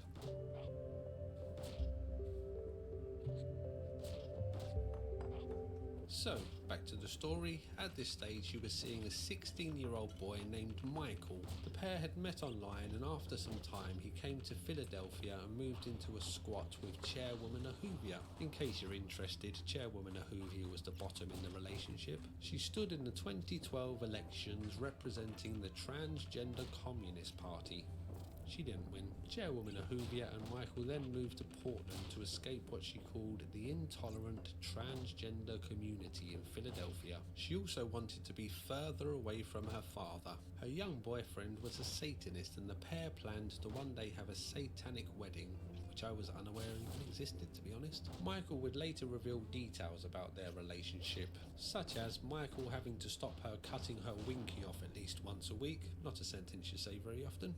He also had to rush her to a hospital after she took 1 Oxycontin but was unable to handle it. At this stage, Chairwoman Ahuvia's misandry ran very deep. So deep that she would refuse to be served by men in a shop, instead waiting for a woman to become available. Chairwoman Ahuvia and Michael had moved to Portland without arranging any housing, so were homeless. They could have stayed at a homeless shelter but refused to due to fears of transphobia, so the pair began to live under a bridge. The trolls found out about this and began to nickname her Bridge Troll. Chairwoman Ahuvia had a big announcement for the internet. She now had multiple personality disorder. She had two people living in her body, the Ahuvia Harel that we've all come to know and love, plus Amaterasu Kamiyama. She calls her other personalities headmates. Just so we are all keeping track, Amaterasu is genderless while Ahuvia is female. In 2012 she posted that someone had tried to indecently assault her. She never revealed who this was, but did write that she reported this to the police. I'm unsure if a lot of the events from this point forward happens to Amaterasu or Ahuvia, so I will just be using the name Amaterasu unless I know that it happened to Ahuvia. Sadly, Amaterasu and Michael broke up, so we never got to see what a satanic wedding looks like. Later in 2012, Amaterasu claimed that she was attacked by guards outside the Red and Black Cafe in Portland. A member of the Portland Occupier movement investigated this and found that there were no guards working at the time of the attack. Amaterasu then posted a photo of herself with a black eye, claiming that the attack was retribution for her actions at Occupy Philadelphia, and that Amaterasu had gassed one of her attackers. The story then changed again, with it now being 4 cisgender men who attacked her.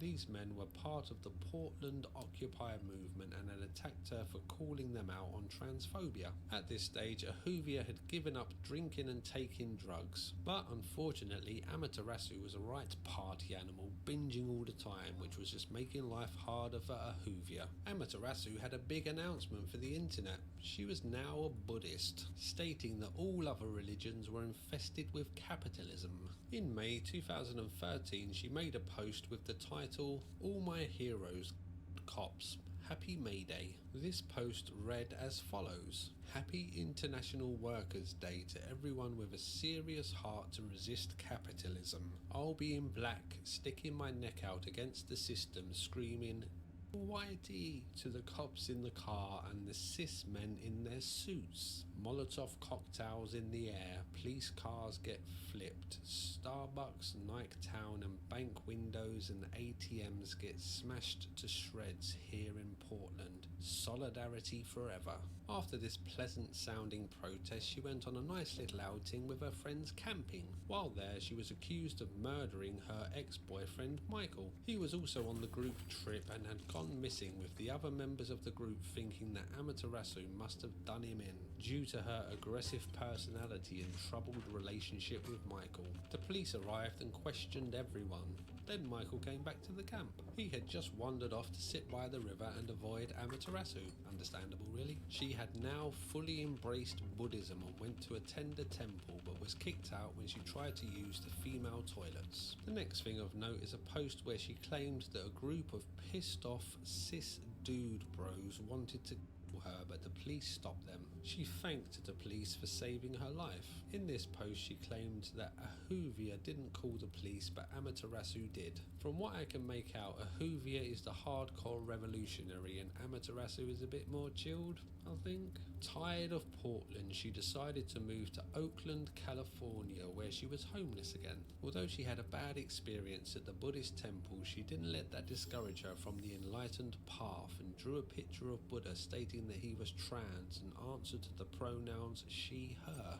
Amaterasu then had a Buddhist affirmation ceremony at the Buddhist Church of Oakland. Amaterasu was still sporadically taking her hormone replacement medication, but was having a hard time affording the surgery she required, so she put up a GoFundMe asking for $20,000 so that she could have laser hair removal and You've been examined. surgery. She reached $125 and wrote a post reading, "I am a girl. I deserve better than this. No one will hire me for a job because I am a transgender person with intellectual disabilities and a history of incarceration, and work is not an option, given being brutally sexually assaulted aged 11 by my father for my perceived gender identity and sexual orientation, so none of this get a job or bootstrap bull.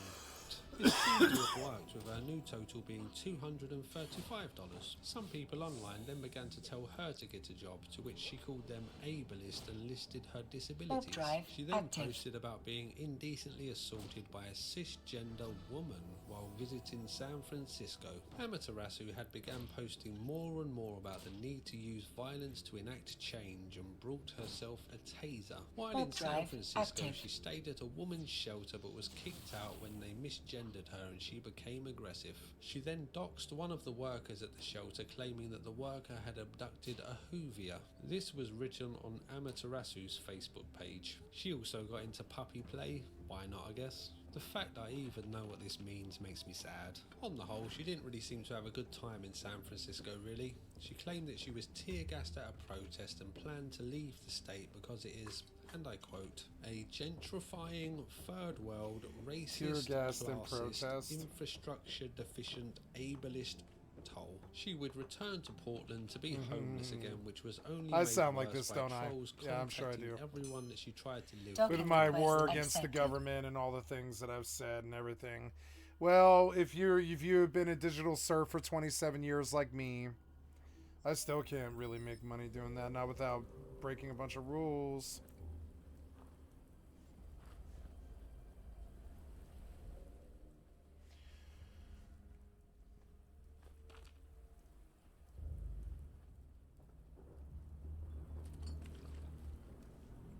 Nice.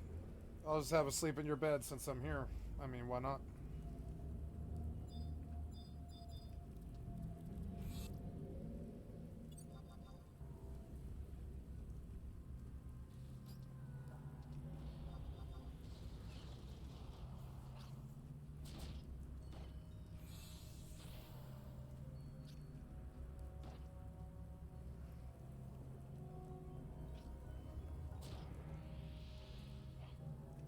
misdoings. Amaterasu didn't have a much better time in Portland, really, claiming that she was indecently assaulted on the porch of the Red and Black Cafe. This was done by a white, cis man in his 60s and was reported to the police, with Amaterasu going to the hospital for evidence to be taken. You'll be pleased to hear that she finally got a job.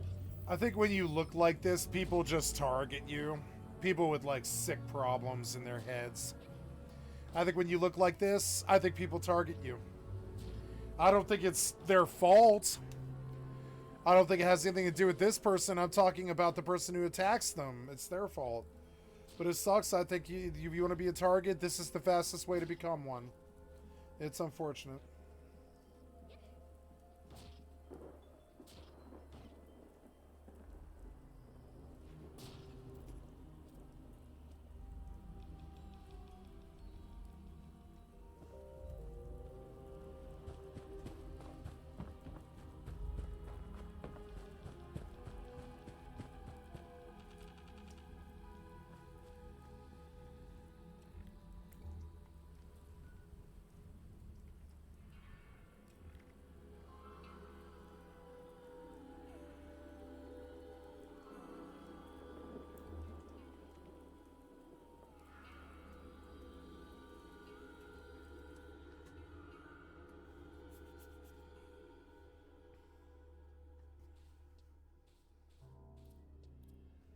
Nice, another pauldron. I'm starting to get so many now. Yeah, I got a stack now. That'll sell. Make me some money.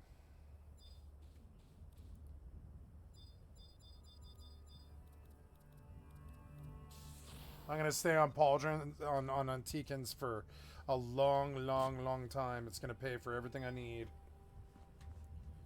Everything. Shit it.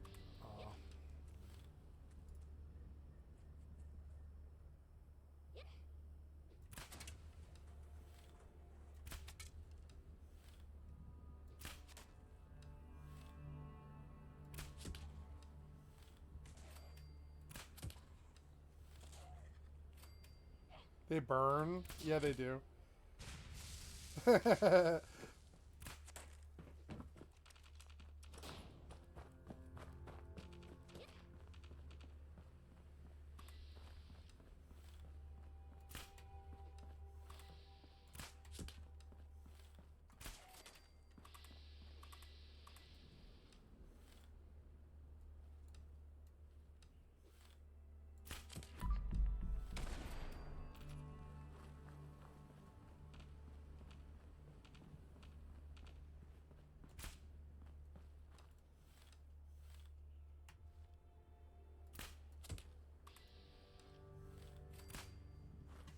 Fun as hell.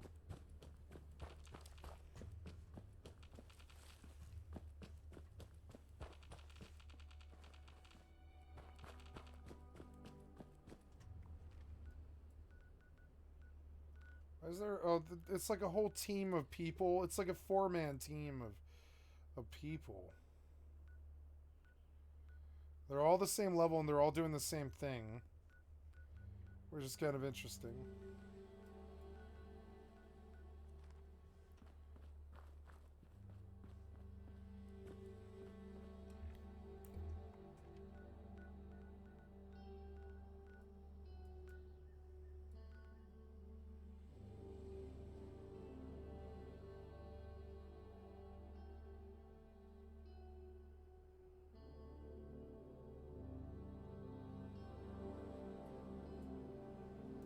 I want to go over there and kill all 4 of them. I think that'd be fun.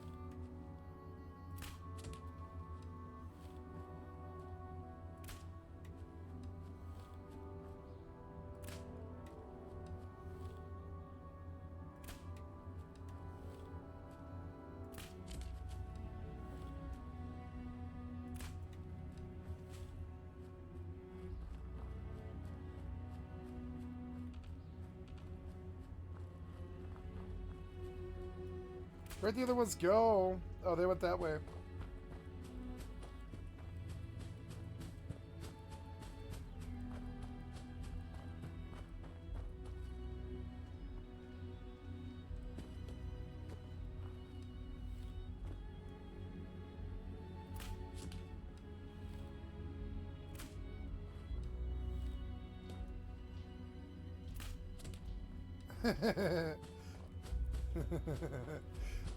I don't want to make anybody feel bad. I'm leaving. Sorry.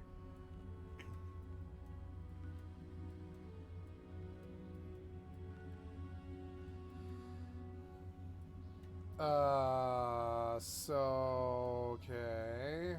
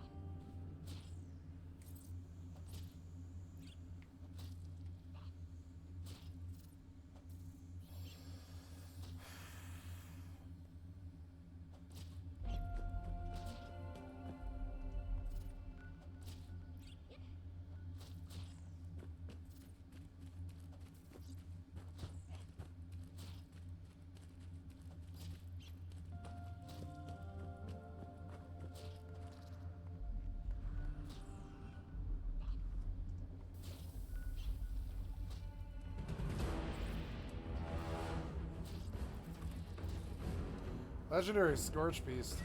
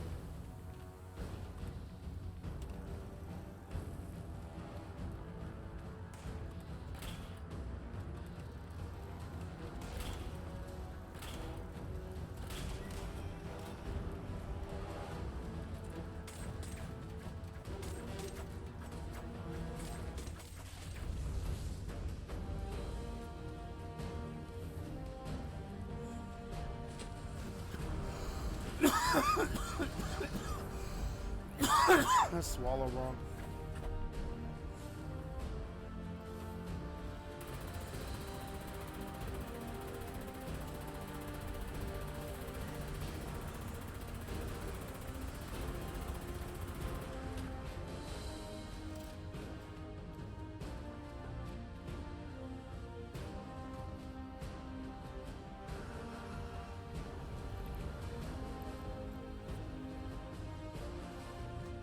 Warp drive active.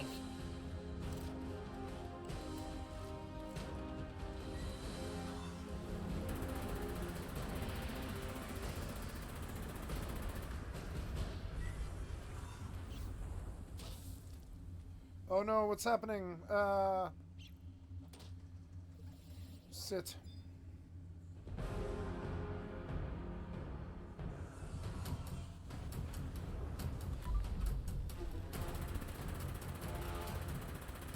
You are so annoying. You're taking way too long. This will be a half an hour fight for no loot at all. I'm just gonna leave. Fuck this. I'm gonna go inside this red rocket.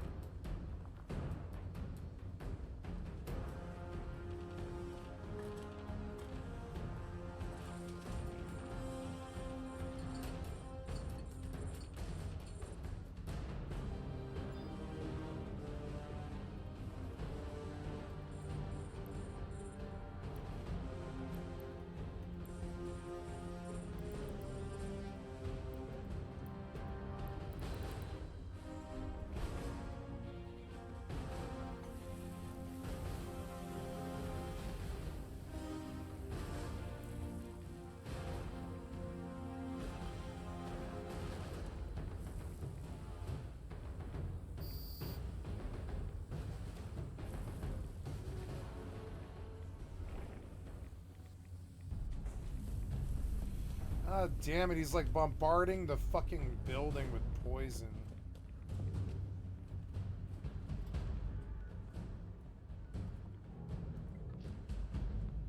Finally.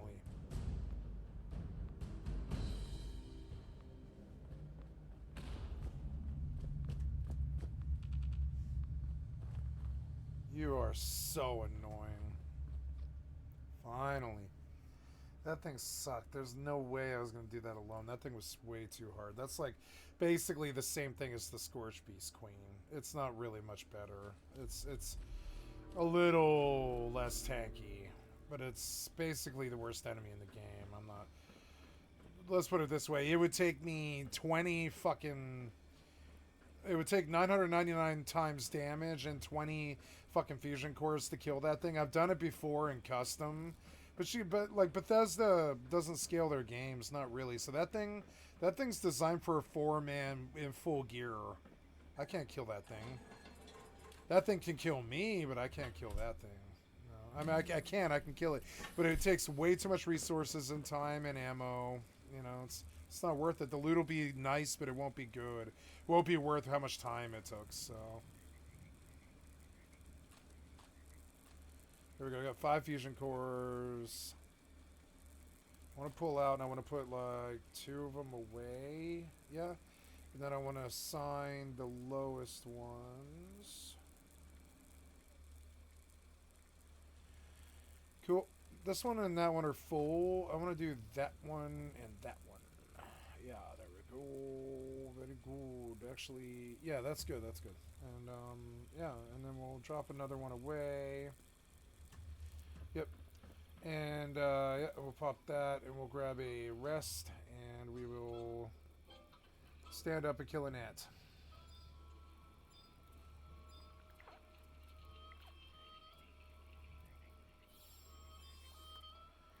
I should stop burning money on these things. It's just I don't want to recharm. It takes forever.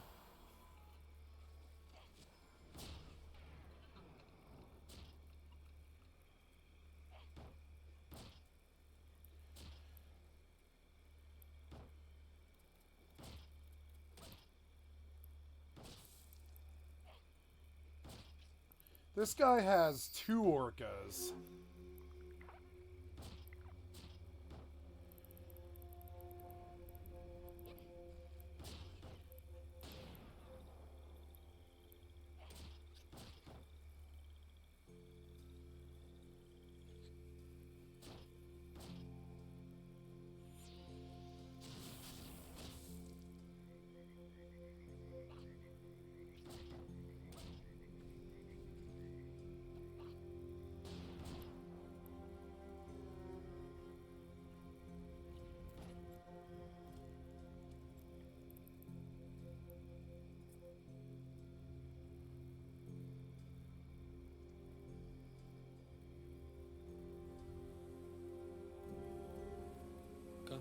her first customer being a cis Latin lesbian. Amaterasu then went to visit her mum, but sadly her mum got her pronouns wrong and refused to pay for her bottom surgery, so Amaterasu declared herself motherless.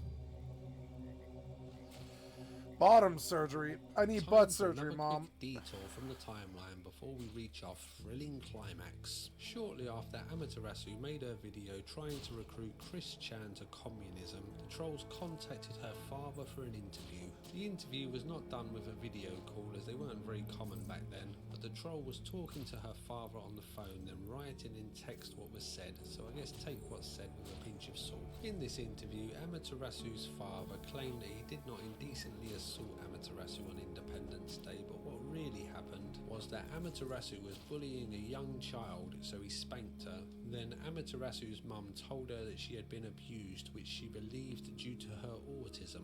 He also said that Amaterasu does not like her new black family and thinks that the transgender thing is just a phase similar to her dressing up as cartoon characters. He said that her mother was a very heavy drinker and thinks that because she drank while pregnant, this is the reason why Amaterasu is the way that she is. He also claimed that Amaterasu's mother would pretend that Amaterasu was more disabled than she was in order to claim more welfare, this being the reason why Amaterasu is 2 years late leaving high school. He also admitted to hitting Amaterasu's mother while they were having a disagreement over the fake welfare claims. After this phone call, Amaterasu cut all ties with her father due to him talking to her trolls. Later on in life, her father would file a restraining order on Amaterasu due to Amaterasu constantly calling him and making threats. In response to this, Amaterasu posted asking her trolls to harass her father, including his phone number and photograph. Amaterasu's story of what went on with her father on Independence Day has changed a bit over the years, with full indecent assault to no indecent assault, but the abuse being in other ways. It's not just her father that has tried to distance themselves from Amaterasu. In a similar vein, some people from her real life have joined in on the trolling of Amaterasu.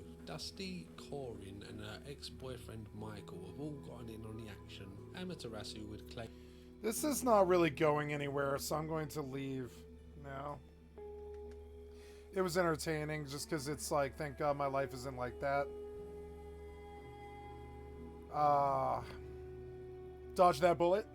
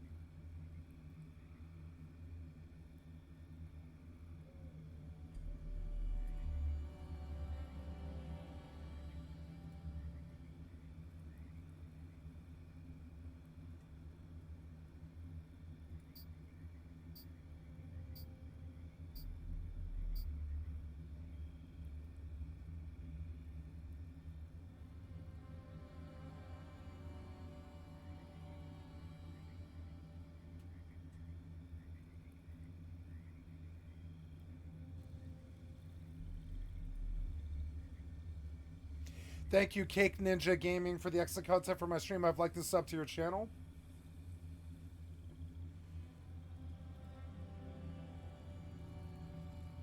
A very fast guide on crap.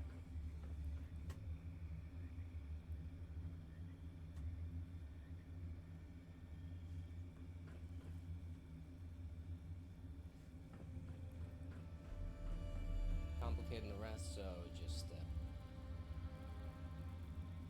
stick with me here, and I've promise you it'll be the best guide possible for you. So the first thing that you want to keep in mind here is to always make sure that you study your research notes. They're going to give you a massive little boost. You're going to get them mainly from salvaging all of your other crafts that you're going to go ahead and create. Now you're going to want to go to have materials, and if you don't have any materials, you want to go ahead and go to skill level. You're going to notice here that I have it on first craft bonus available right here, and you're going to have the bonus and the overall armoring right here. So you have tier 3 cloth, which is sateen, and you have just any regular old leather. So this can be tier 1 to tier 5, okay? And metals is the same thing, any metal. So you want to generally go ahead and use the lowest cost item. If there is a tier requirement, you want to go ahead and use it there.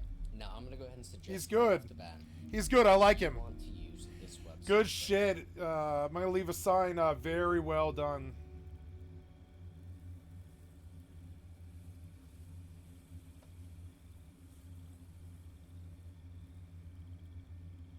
Very knowledgeable and concise.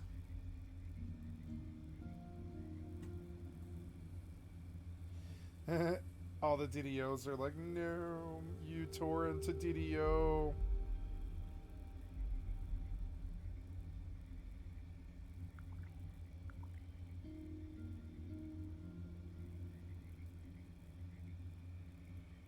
No, that's how you spell that. I'm fairly.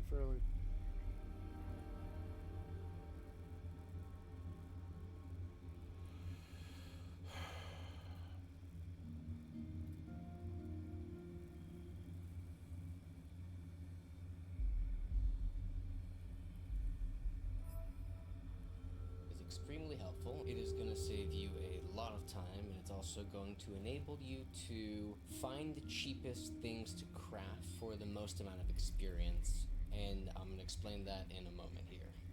So you want to click on armoring here. You're going to import your server prices, and it'll tell you when, which is extremely useful. You definitely want to specifically rely on this more so when the import just occurred. So my level is currently 163, as you can see up there, so I'm going to go 163. Now the granularity is essentially lower granularity means it'll be more cost effective, so you want to keep it as low as possible. Number of choices is, you know, it gives you a number of choices. Now you want to set the sale value to no, because most of these lower craft items you are not going to be able to sell. So let's go back to the game here. So that's depth guards gloves. Okay, so that's medium, so that should drop here. So we're going to go ahead and go skill, depth guard gloves. There we go. So you don't actually need the cloth that it said there.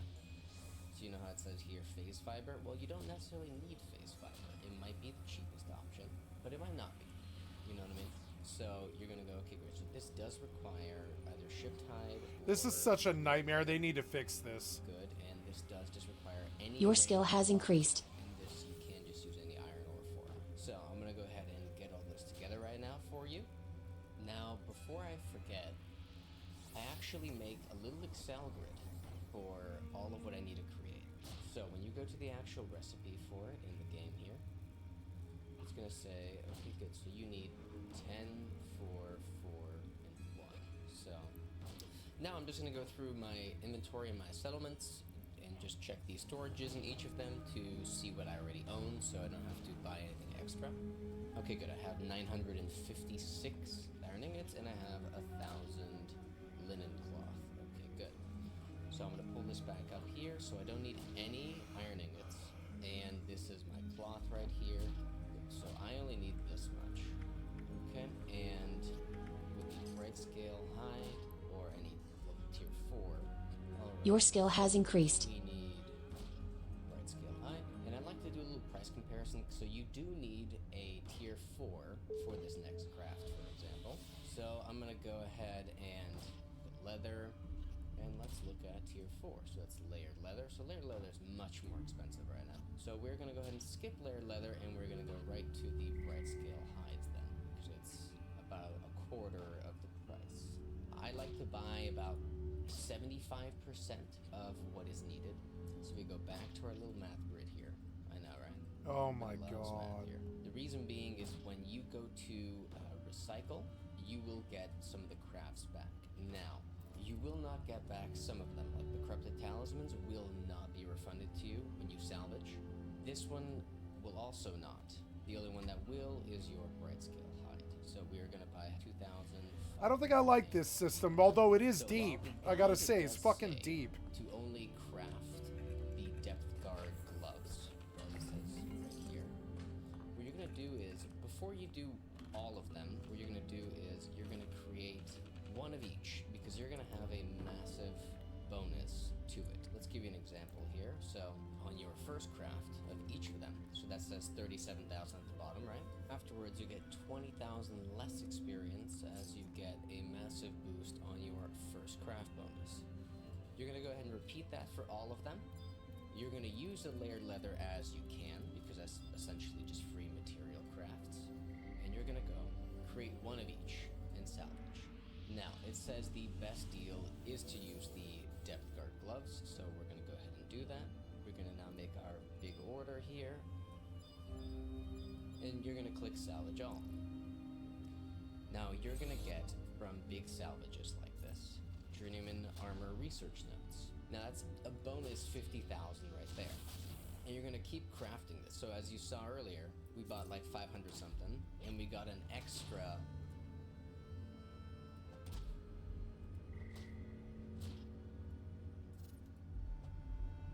So just to finish off the example, I'm gonna buy just the remainder of what I need here.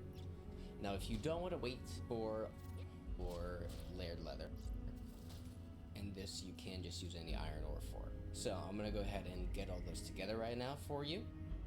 Okay, good. I have 956 iron ingots and I have 1,000 linen cloth. Okay, good. So I'm gonna pull this back up here. So I don't need any iron ingots, and this is my cloth right here. So I only need this much. Okay, and with the bright scale hide or any level tier 4 already. So we need bright scale hide, and I'd like to do a little price comparison. So you do need a tier 4 for this next craft, for example. So I'm gonna go ahead and get leather, and let's look at tier 4. So it's layered leather. So layered leather is much more expensive right now. So we're gonna go ahead and skip layered leather, and we're gonna go right to the bright scale hides then, because it's about a quarter of the price. I like. It's a good video.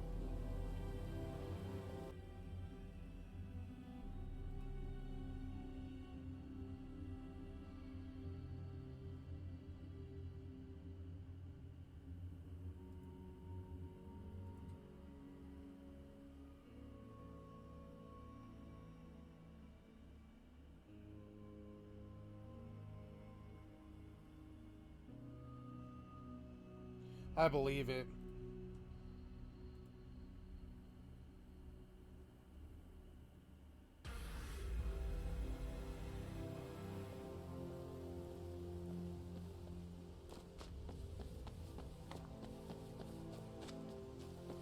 Hey everyone, and welcome.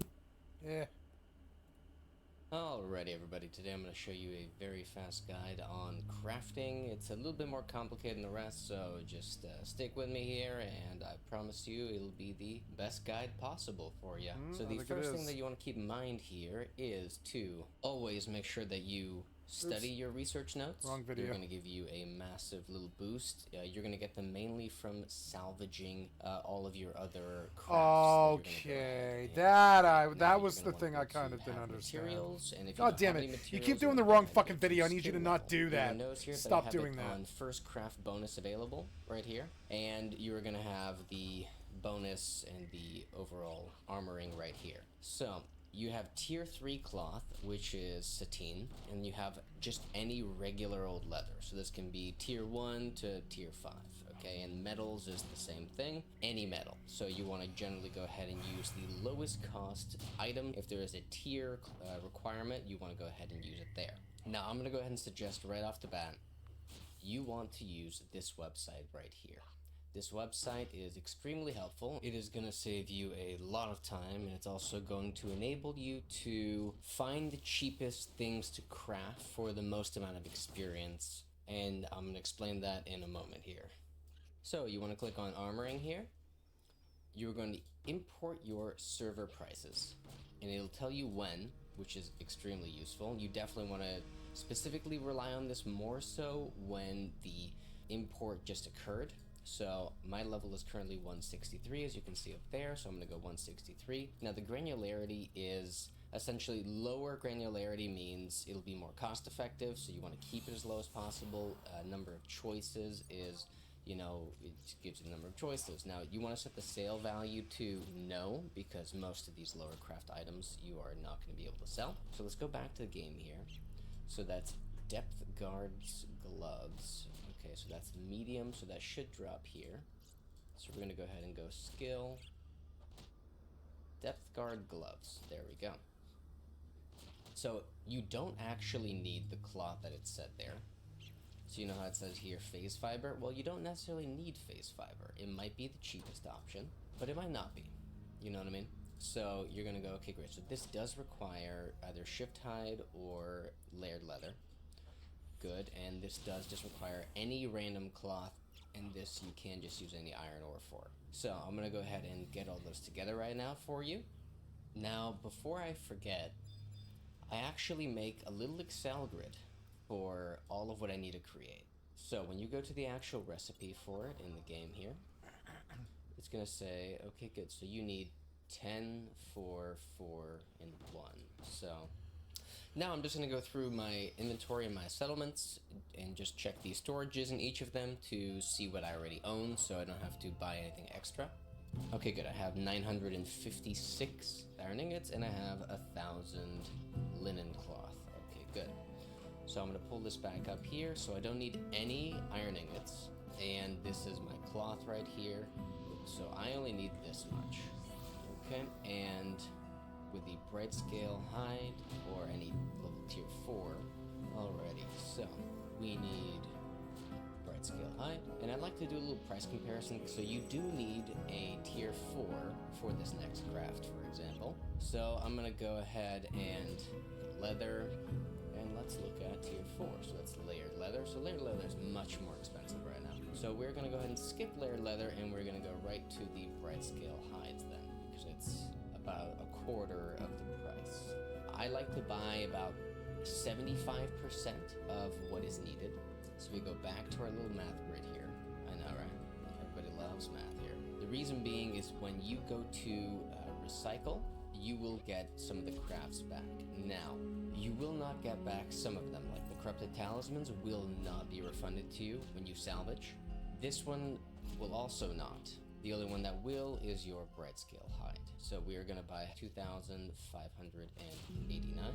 So while the guide does say to only craft the depth guard gloves, as it says right here, what you're gonna do is, before you do all of them, what you're gonna do is you're gonna create one of each, because you're gonna have a massive bonus to it. Let's give you an example here. So on your first craft of each of them, so that says 37,000 at the bottom, right? Afterwards you get 20,000 less experience as you get a massive boost on your first craft bonus. You're gonna go ahead and repeat that for all of them. You're gonna use the layered leather as you can, because that's essentially just free material crafts. And you're gonna go create one of each and salvage. Now, it says the best deal is to use the depth guard gloves, so we're going to go ahead and do that. We're going to now make our big order here, and you're going to click salvage all. Now, you're going to get from big salvages like this, Journeyman Armor Research Notes. Now, that's a bonus 50,000 right there. And you're going to keep crafting this. So as you saw earlier, we bought like 500 something, and we got an extra big chunk of layered leather here, right? So just to finish off the example, I'm gonna buy just the remainder of what I need here. Now, if you don't want to wait for all of these to kind of conveniently fall into your lap, you can always place a buy order, and you want to say, okay, good, I want, 870, and I want them for, I don't know, 50 silver a pop, right? Alrighty, we're gonna go back here to the Depth Guard gloves and salvage all. There you go. Now you got 14 more, and you got 107. Now let's use all of these up. That's an extra 100,000 right there. And you want to go ahead and just rinse and repeat this until you get to the level that you're wanting to, or until you run out of materials and have to go back to the auction house. And speaking of the auction house, I have one last tip for you. Is as you level up every 12 to 13 levels, you might be, especially if you're dealing with the auction house, you might be buying out all of the cheap prices that were there initially that are no longer there because you essentially bought it out, right? So if you go here to Depth Guard gloves, just as an example, this calculates out to about 0.5 gold per every corrupted talisman, but if you look back a second, you're seeing that it was about 140 the last ones that I bought for, so obviously this is way overinflated at this point. So almost anything else without corrupted talismans will be cheaper. For example, even this, or Calcum here, should be much cheaper at this point. That's all we got for today. Hope you guys enjoyed the video. Please like, subscribe, comment if you want to see something else. Peace I'm out thinking for now. about capping all of my crafts in New World, give myself a reason to play it, you know? Oh no. Come on, man. Come on, man. Don't kill me. Don't kill me. Don't kill me. Come on, man. Come on, man. I can do it! You put me on the wrong page is why! God damn it, I hate you always change the page on me. Every game, in EvE, you send me off into space. In this game, you always change the macro page on me. I don't understand why either. I never use the number keys. I don't know why you do that. Now I gotta do the stupid-ass walk all over again. Oh well, I'll post this stack of antique pauldrons to make myself feel better. That was unacceptable, man. I looked away for a minute. I come back and there's an ant on top of me and I'm red health and you have me on the wrong page. I gotta remember that you fuck me on the page. I gotta remember that you do that. I gotta remember that you savagely fuck me on the page and you have my entire fucking life too. You've done that to me my entire fucking life. Wrong page bullshit. God damn it, you make me so mad sometimes. You and your bullshit. Ugh. You and your bullshit with clients. It's client bullshit. You're constantly putting me on the wrong tab. It makes me so angry. Constantly wrong tab. Constantly sending me off into space. Or constantly doing shit on your own. You know, spawning mobs or something. And it's just like, come on, man. This is one of the ways to get money in XP, but I don't really want to go further in this game today. I think I did pretty well today. I'm gonna go out. I'm gonna switch games.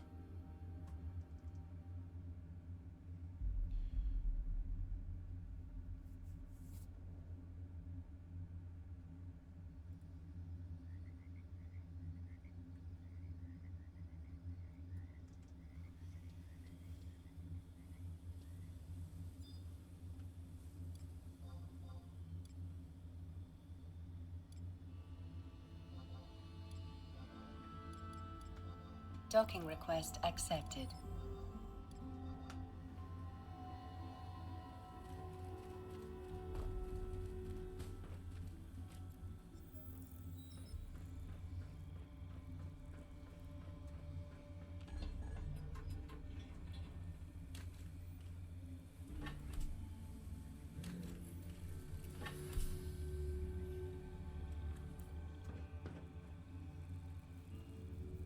Like, you know, it's funny. This game does not have crafting. It's something that just occurred to me. It does, but it does. It has weapons crafting and armor crafting. But, I mean, it does have crafting. It does.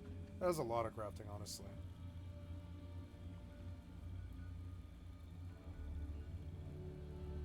But not in the same way. Not like New World.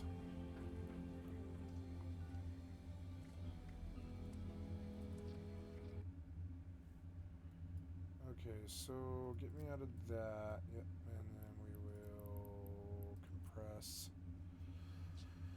Nice. So I got some money there. I have 18K. We're gonna go drop in the storage again. Earth crystals, dark crystals, rotten meat.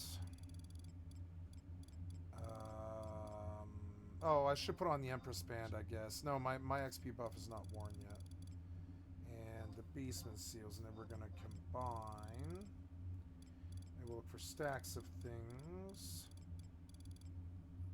I should see my pauldrons. Yeah, you're not combining is why. There we go. Looking through for any other stacks of anything. Don't really see it. Okay, so there we go. And, then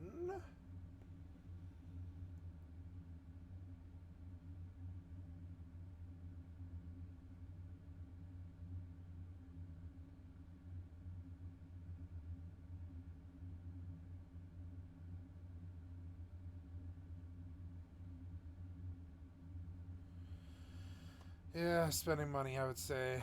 Yeah, money in New World is always a problem. Yeah. And then, good. Clear icicle, compress, drop it in the hold, stack it up. 26,000. Okay, so we are halfway to a full container of like 100 mil, really 50 million or something like that. I don't know, what is it? It's like 40 mil. So, okay, undock. This was a nice quiet system with a lot of ice. I like this place. Okay, so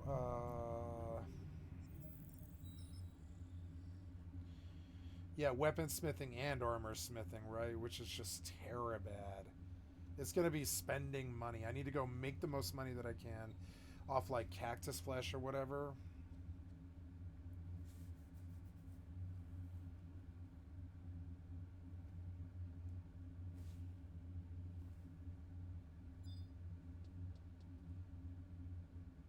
Yeah, this was good. I had some good pictures and stuff. Yeah, Valheim's good, but it's not the same sort of good as New World. I think New World will be around for a while, especially when it's on... I'll thank myself for doing this when I... Yeah, and I'll do new weapons, and I'll go out crafting. Yeah, and, so, yeah. We will play some New World.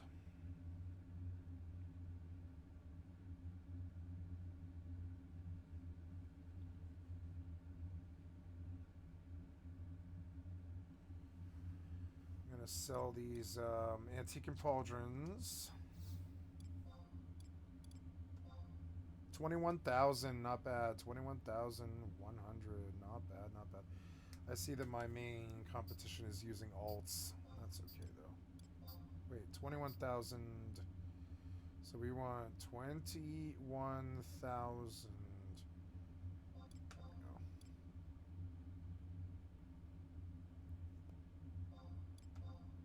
101. And, yeah, I want you to load. Yeah, I forgot that New World has a problem loading. I remember this now. Really bad problem loading, seems like.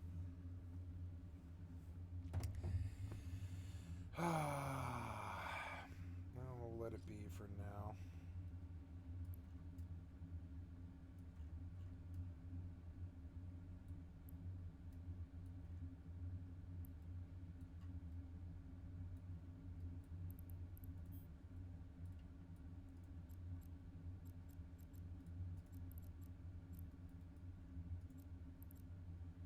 Oh, my 3-hour bookmark ended, huh?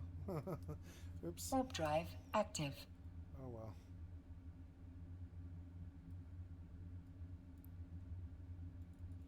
Yeah, look at this load. It's goddamn ridiculous. No, there you go. And it's because it's in full screen, that's why.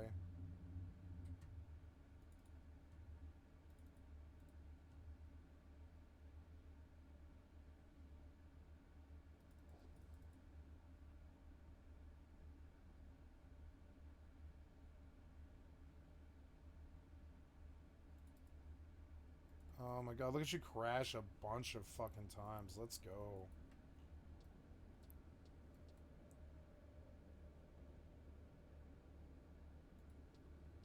You suck so bad.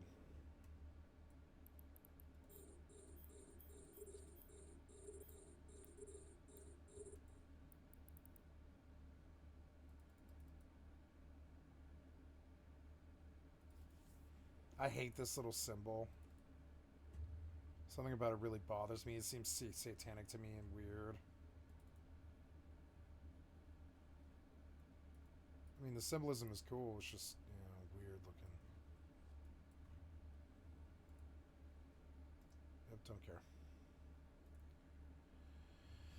Good. Yep, Legacy of Crassus, cool. We are trying to get you to go windowed. Yep, and make you big. Monitor one. Yep, 1920 by 1080. Can I go lower? Yeah, can you do like 1280 by 720, the size of my screen? Yes, keep that resolution, yeah. And then...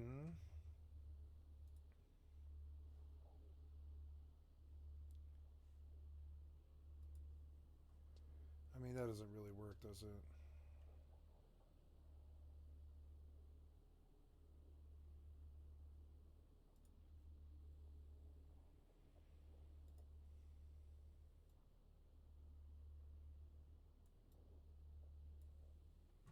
Yeah, I mean, it plays. Whatever. There seems like it's already way more. Speedy perf for winged leather shoes. Wait, what happened now?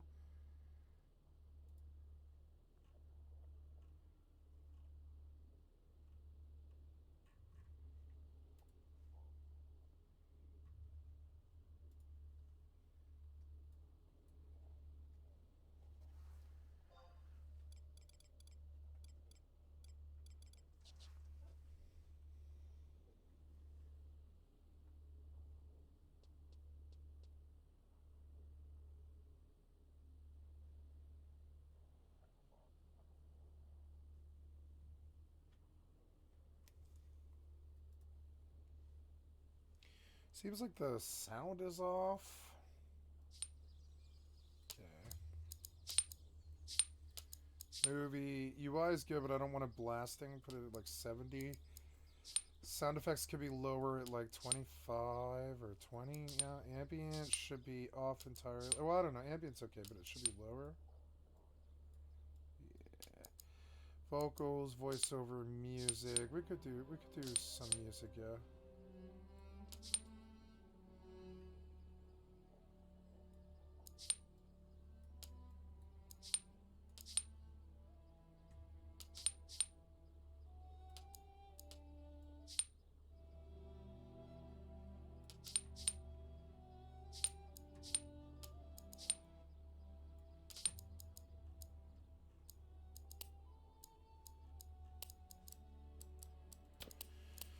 Window, monitor 1, uncapped, brightness, contrast, low across the board, show emotes, dynamic resolution, VSync, show FPS, and yeah, all this stuff is my settings, yeah. So, skycat.live TTV on Isabella's where I usually play, yeah. Or no, that's at West, but I was on East, I think, actually. Can I make new characters now? Did you crash again?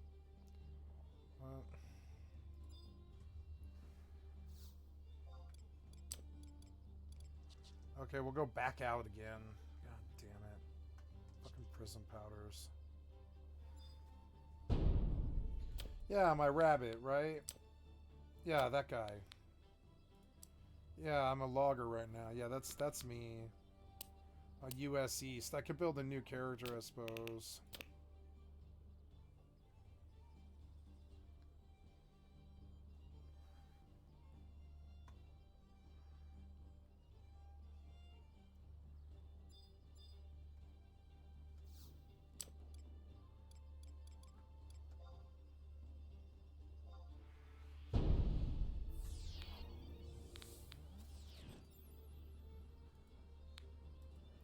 I stopped at 59, which is kind of funny. It's like a dead slot. Oh, that character is not bounded. It's like one of your characters. Oh, I see. Oh, okay. So these have... Oh, I can move these? Oh, but isn't that my first character? I think it is. Yeah, I think she is my first character. She's got, like, a lot of stuff, I think. Select world. Eldorado. Okay, yeah, but I can't switch. I can't switch, but you screwed me. Let me select a different world. Oh, She's got to go to El Dorado. Yeah. Dorado too, I think. Yep, select. Yeah, sure. El Dorado, Isabella. I don't know why that sun symbol is there.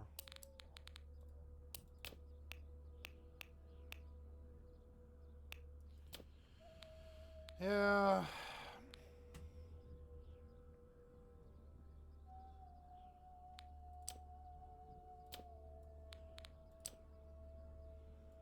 And that was my first character ever, but she isn't as good as this one on US East, but I mean, and this one, I don't know. I can make a new character and just level it the whole way.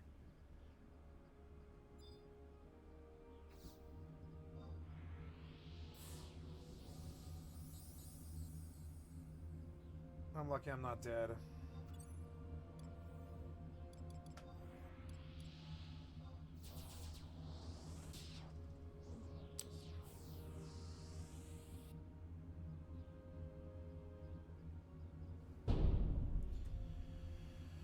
No, I should perfect one character on US West, which is this one.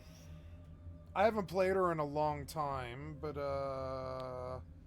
this is also the Dead Realm, I think. This is a Dead Realm. El Dorado's better, I think. She's 59 on El Dorado. I could start over and just do the whole, like a master account, where I do it super fucking slow and methodical to make sure I have all the stuff leveled the way it should be.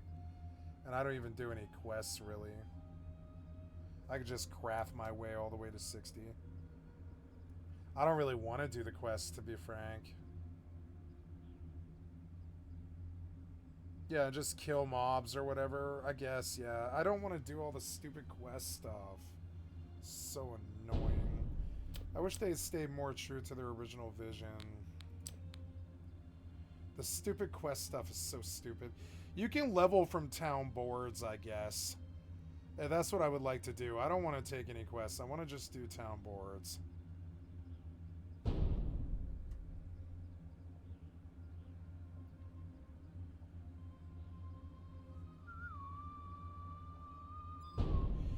Yeah, I mean, I don't know why I would go... I don't know. Is Isabella dead is the next question. I think Isabella is dead now.